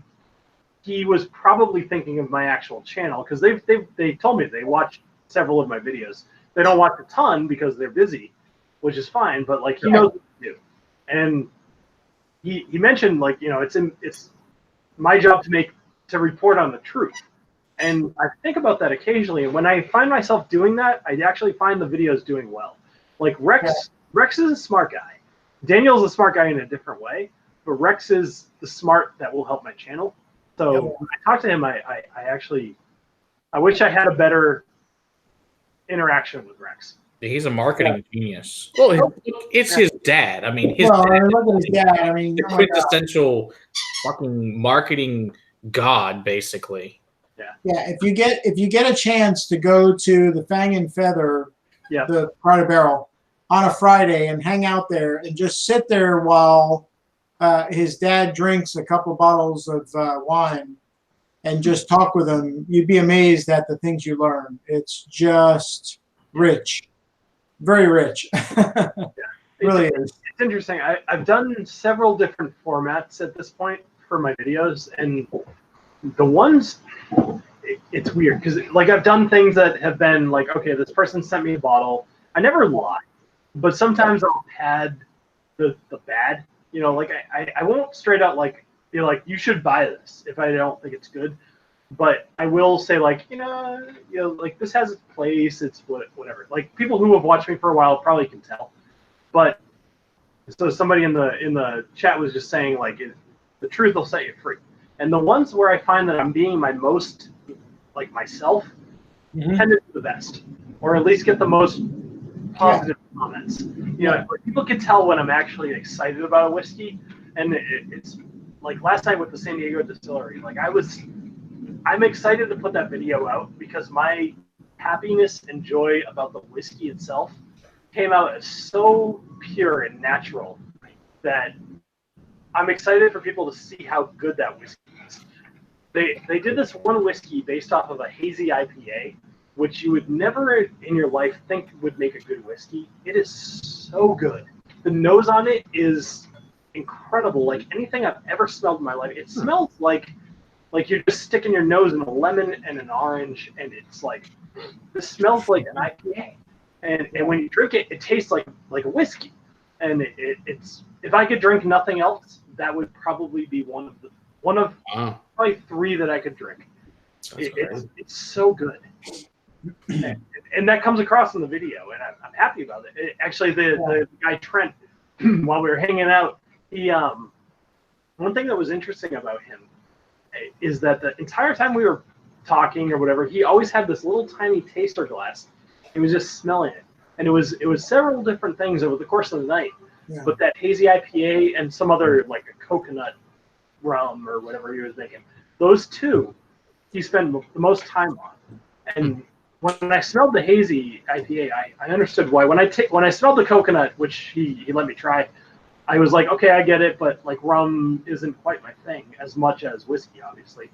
But the hazy IPA was just, I can't even describe it. And I think I even threw it over to him. I was like, look, I like this, but I will never do it as much justice as you will. Just tell the audience what this smells, you know. Yeah. And he did, and it was great. So, question: when are for October? Are you getting in on Friday or Saturday? Maybe Thursday, actually. What did you say, Bill? Maybe Thursday. Okay. So Friday, we definitely want to go to the Crowded Barrel on Friday, and do the happy hour.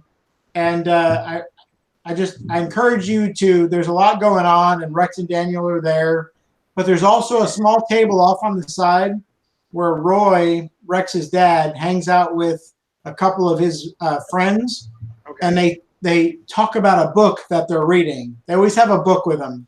Okay. And it's so funny. You just hang out there. Funny story. I don't know if I should share this. There was a discussion on whether a glass that was sitting in a random room was filled with piss or whiskey.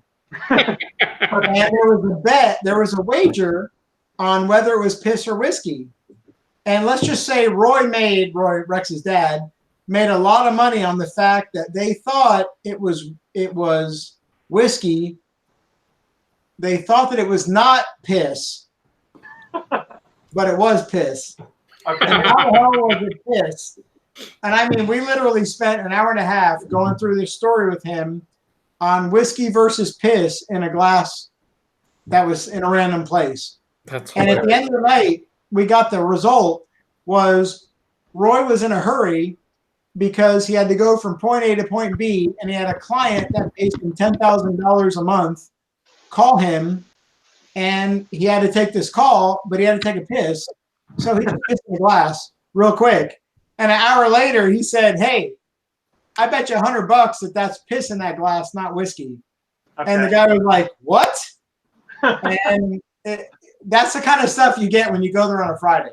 So I encourage you to go to. If you don't drink water, you could totally think something was a scotch. I'm telling you. Yeah.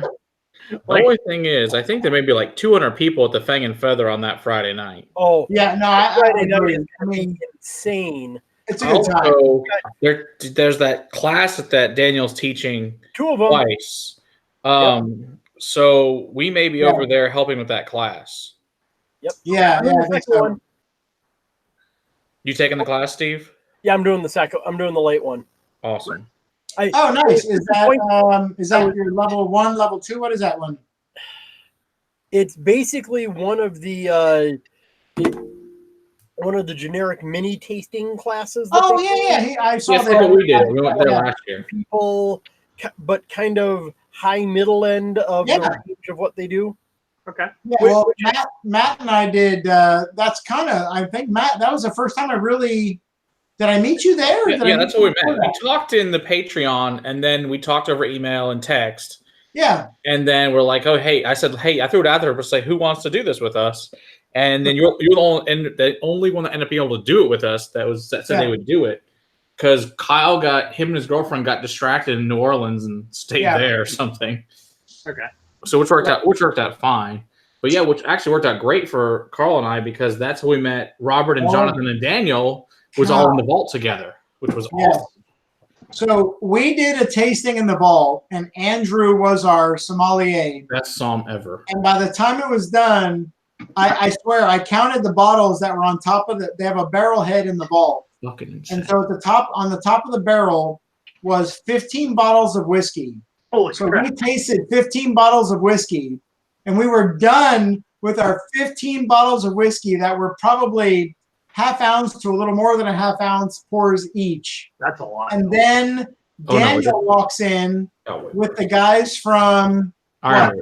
It was Jonathan Robert. Yeah, that's right. He walked in with Jonathan Robert, and he's like, "Hey guys, what's going on?" And he literally gives them a tour, and we start all over again. Yeah, we tried 20-something whiskeys. It was insanity. Yeah, it was bad. Daniel's like, well, if you like this one, no. Daniel's like, well, this one's better. You have to try this one. You have to try this one. What is it? Handing us fucking whiskey. That was a good time. It's basically a six whiskey tasting that Daniel is going to pick the 6 whiskeys. Then at the end of that, you go up to the vault and you get to pick something, which is cool. No, I mean there's nothing. Not out of the locked cabinet. Yeah. Not out of the locked cabinet, but out of the rest of the vault. Right. I'm sure I can find something really good out of the rest of the vault. Yeah. Well, so last year when we were up there, that was how we ended the night, which was awesome because. So here's the deal. I found out why I didn't get invited this year, although I did eventually get invited. You didn't originally get invited. I didn't, but I figured out why, and it had to do.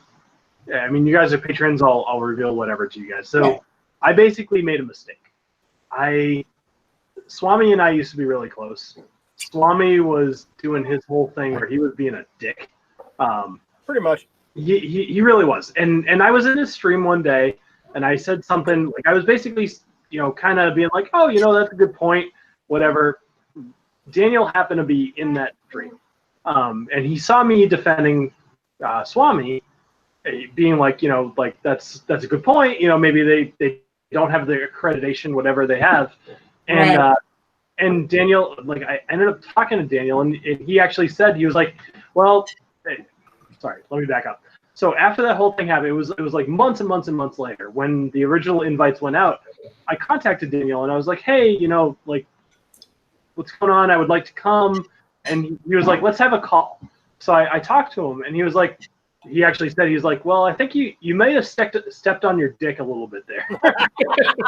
And seriously, wow. What do you mean? And he's like, well, I saw you defending Swami in his stream. And I talked my way, out of it. I was like, look, you're right. You're completely right. I said what I said, and that's fine. I'll own it. But like, that's not how I feel. Like Swami's my friend. I was kind of going with him. I kind of went into this whole thing, and Daniel and I talked it out.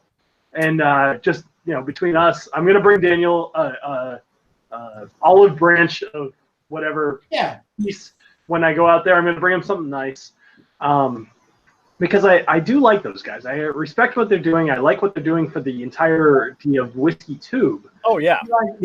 Like they're bringing more and more people into the entire fold. So it makes sense. And how many of these channels that are blowing up right now would possibly be doing that if it wasn't for those two? True. Yeah. And there's very few. Like I will say, you might be doing okay because you'd kind of gotten your feet underneath you. Right. But I would probably have like the what do you call it? The fucking what's the UFC guy? Proper 12 guy. Yeah. That helped a lot, but even I would probably be just edging out It's Bourbon Night, and they have. So I mean, like that helps. So I've talked to my wife. I'm like, you should come on the stream because I bet I would get a lot more subscribers. This is Whiskey Dick. We need to see that. It helps, but we've got Mrs. Bourbon and Fane, all the time. So we need Mrs. Whiskey Dick as well. Oh, right. Well, so when I was at the distillery last night, I was talking to Maria, who's the wife and the co-owner. I was just like, yeah, hey, I'm Bill, whatever, and she's like, oh, so this is a podcast, right? I was like, no, like I have a camera. Thinking along the right lines. They both. What was that? I said, not quite a podcast, but you're kind of thinking along the right line. Right, exactly. Yeah. So apparently Trent, who's the other co-owner, he thought it was a podcast. So he was wearing a System of a Down t-shirt, which I was already like, all right, cool. We're similar guys. But he was like, I should probably change it to something a little nicer if we're going to be on video. And Maria, the wife, was like, geez, if I knew I was going to be on video, I would have like done my hair or something. Like, I've been working all day. I was like, don't even worry about it. if you speak knowledgeably, people will actually respect that more. The fact that you've been looking like you've been working at a startup distillery all day will be awesome. And you get bonus points for that with this totally, one. right? Exactly. So kind of forget where I was. Once again, I forget where I was going with that. Wow. Talking about Russian Daniel, and then I went into this whole thing. Shit, where was I going with this? You were talking with Daniel about how you had defended how he had seen you to defend Swami, and you finally got an invite. Shit, I have no idea. Well, Craig wants to know if your wife likes whiskey. She does not. I have tried more than a few times. I'm like, all right, you're gonna like this one. She does wear I got a shirt from 2 Bar Spirits, who I did their. They were one of the first craft whiskeys I did, and it's like legit. It's an awesome T-shirt. It's like really nice material. It fits perfect, and they sent me a large, and I am an extra large at best, and like. If I haven't been out here in San Diego for 2 weeks, Spoken like a true IT guy. I'm definitely an extra large normally. And she just wears the large, and it looks great on her because wonderful. But she wears it all the time, and I'm like, I love every time that you wear that. But she has no love for whiskey. Yeah, my wife steals all my shirts from you. It sucks. I know, it's wonderful. I have to buy more. Yeah, you sent one of those Cara shirts that you're wearing there, Matt. Yeah, the top. Yeah, this is the tall shirt. This one. I know. I need to call Jason. Yeah, it's good stuff. Oh yeah. So back to our Daniel and story. So after the vault, Daniel's like, I tell Andrew now, I've got a trunk full of whiskey. So we take all the cases of whiskey up to the welcome center. So then we drink more whiskey with Daniel. Then we have to go to the Fang and Feather and drink more whiskey. Yeah, that was bad. Matt had like 48 bottles of whiskey in his trunk. It was bad. And then we're supposed to go to dinner. Well, we missed dinner because Daniel wanted to hang out. So we're hanging out with Daniel. Then we're going to go to dinner, but our reservations are now like way past, and we can't find where to eat. And Grubhub delivers like 2 hours late. It was a disaster. Oh, ridiculous. And we brought all the whiskey out in the La Quinta, and I'm just like hammered. And I'm like, I don't know what happened. Why do I have so many new friends the next day? You were hurting. I'm like, hey, it was the best party ever last night. I'm like, who the fuck are you? Well, the best part is, so I go up to Chad and Sarah the next day. I'm like, I start talking, hey, you're the YouTube people. This look like, they're like, yeah, we had a long conversation last night. That's why my phone number's in your phone. I'm like, oh, that's nice. Good to know, Sarah. Glad I have your number in my phone. That was funny. That was a good time. I have so many people in my phone. So like there's a place near me called Julio's Liquors, and a lot of times I'll meet small distillers there from just around the country, like place from Iowa. I can't remember what the hell they're called. What? Cedar Ridge. Cedar Ridge. Yes, thank you. So Cedar Ridge, I met them at Julio's Liquors, and they ended up sending me like 3 or 4 different bottles, and I reviewed most of them. And I met them there. And I have the guy's name in my phone, but it's just his first name. I don't even remember what it is. But I remember looking at it one day. I was like deleting old people or whatever. I was like, I don't know who Josh or whatever is, but I'll just keep him, you know. But like now, if I go look at it, I'll know who it is. I can't remember right now. It's fucking Pete, right? That's funny. Yeah, actually, Cedar Ridge we're about to release in a couple weeks. Oh, good, good.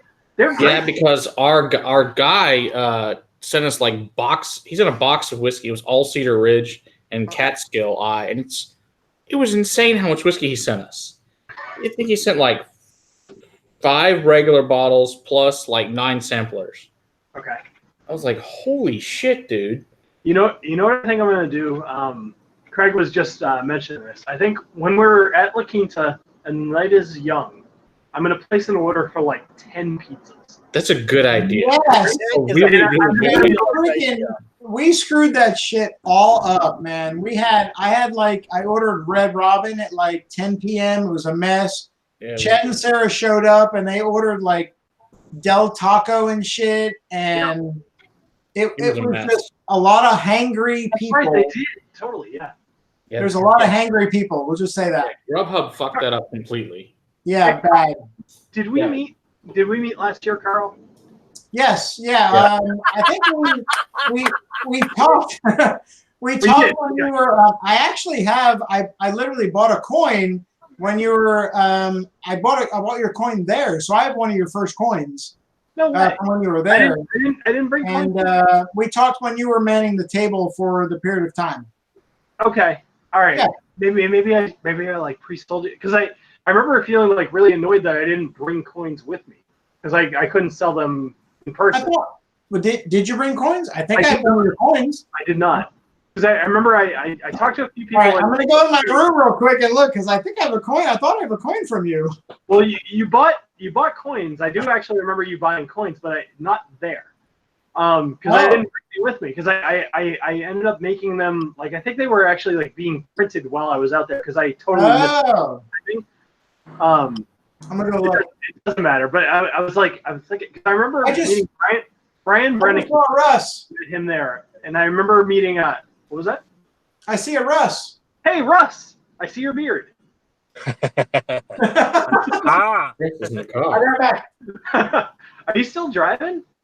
Well, I'm parked at the moment, but I am still driving. Yes. Okay.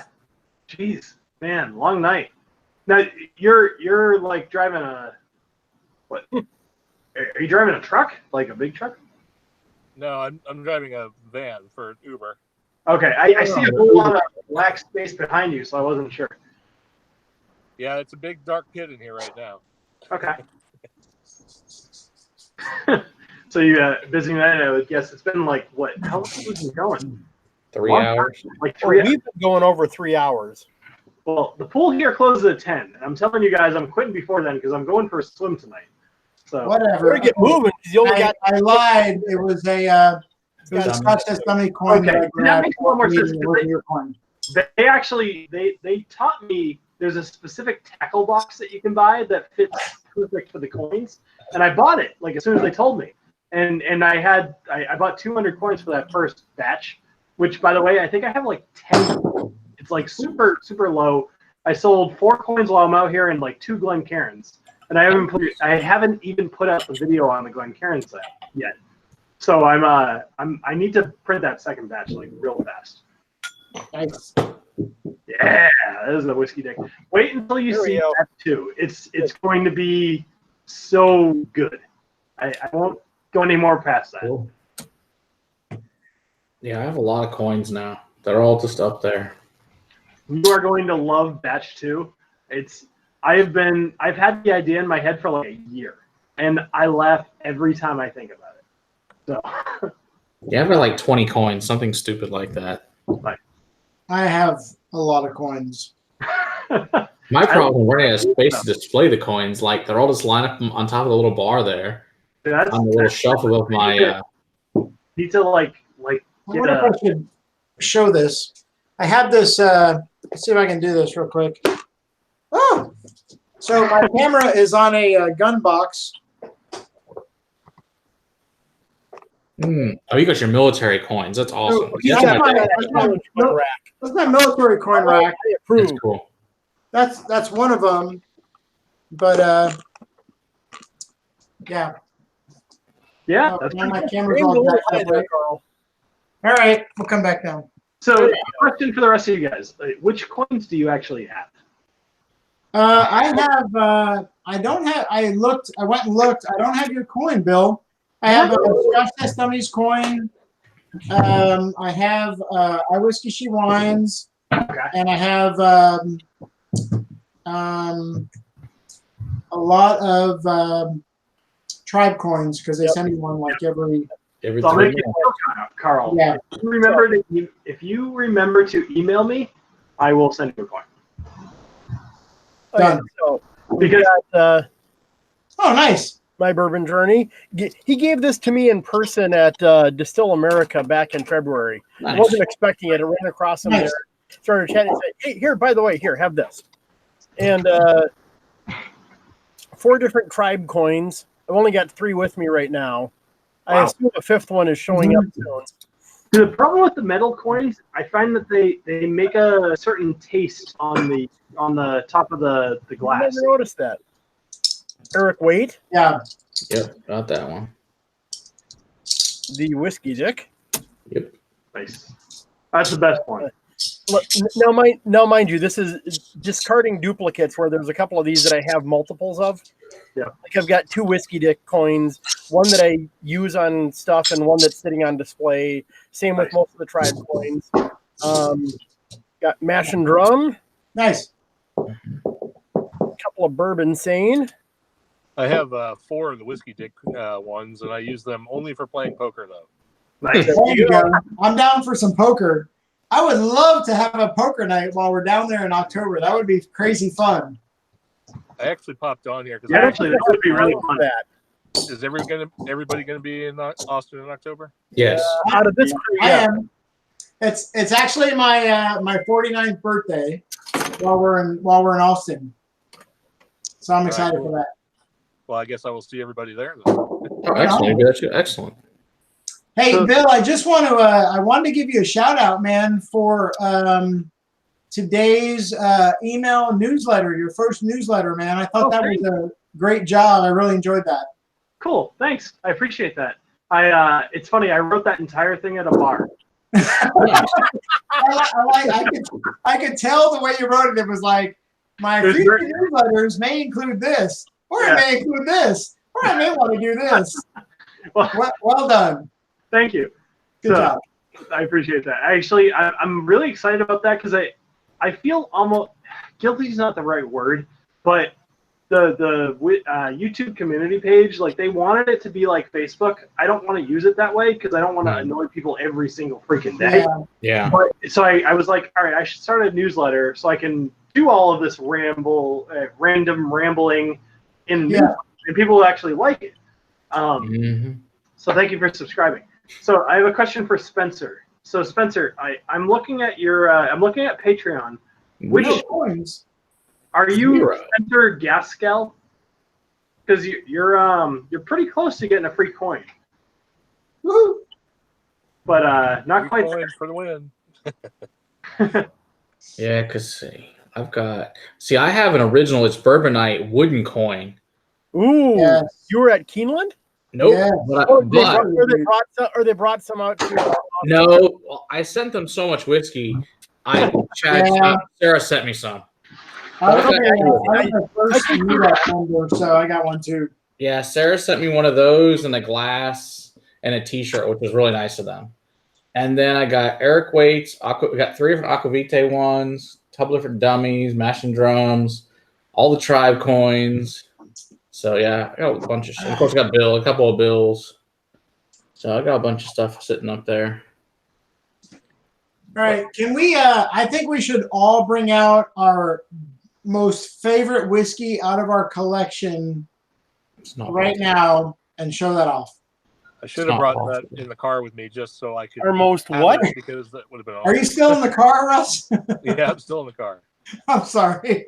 Well, no, I was gonna try and get in on this anyway, and I knew I was gonna do that, so I should have brought whiskey with me just so I could have it in the car, just to make this interesting. That seems like a bad idea. This is a terrible plan. That's like my last Uber driver was like giving me this long speech about how he's not supposed to carry while he drives people, but he's carrying, and he just wanted me to know he's carrying. I was like, okay, great. Thanks. I don't feel threatened at all. For real. He's also talking how he shouldn't drink on the job, and he's drinking. He's drowning a bottle. Well, I'm gonna have He's like, guys. Going back to the coin front, I have to admit I do like what Scott did with the last. Oh, nice! With the last batch. I like the way they did that. I think that's pretty cool. See, I think it's bad when your Uber driver pulls up and you ask the driver, "Who's more sober, you or the Uber driver?" That's the problem. This is a bad sign. He's like, "I'm here with the car. Can you drive me home?" Nope. That's just funny. So I have to say, it's 9:14. I have to end this soon because, like I said, okay. I need to go for a swim and I need to get dinner before they close. Yes, you should do these things. I should definitely. Like I said, the only thing I've drank today is a friggin' breakfast sandwich, and I didn't go eat. So it's like. I think it's getting to be time to wrap up. Yeah, my wife is yelling at me anyway, so it's probably for the best. So, Steve, I have a question for you. That shirt that you're wearing, is that roughly the size that you thought that you should get? Yes. Okay, good. Because the couple I've gotten, they've been smaller than I expected, but I feel like I'm always right in that cusp of extra large and large. Depends on how much I've been working out lately, which is not usually very much. So, but Yeah, this size is right where I kind of expected it to be at.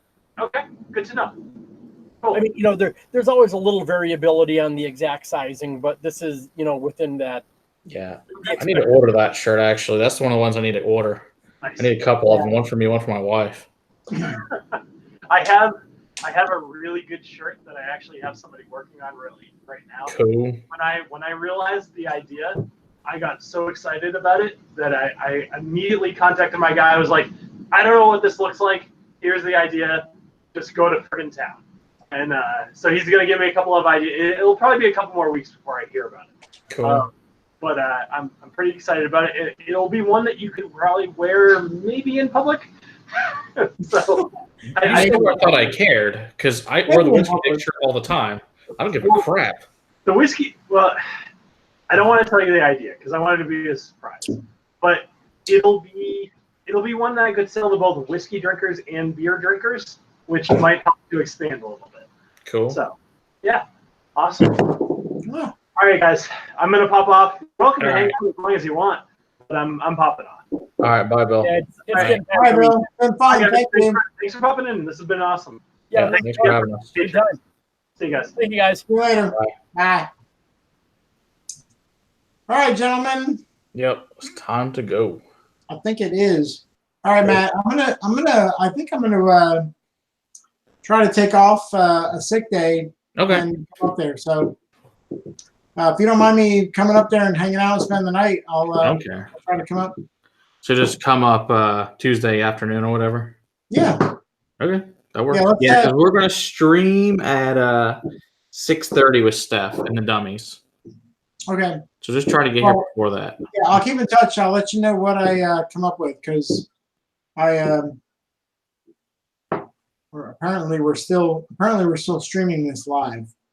Oh, we should probably Anyway, kill I'll that. tell you Talk about about it that later. All right, buddy. I'll see you later. All right, talk to you. Bye. Bye.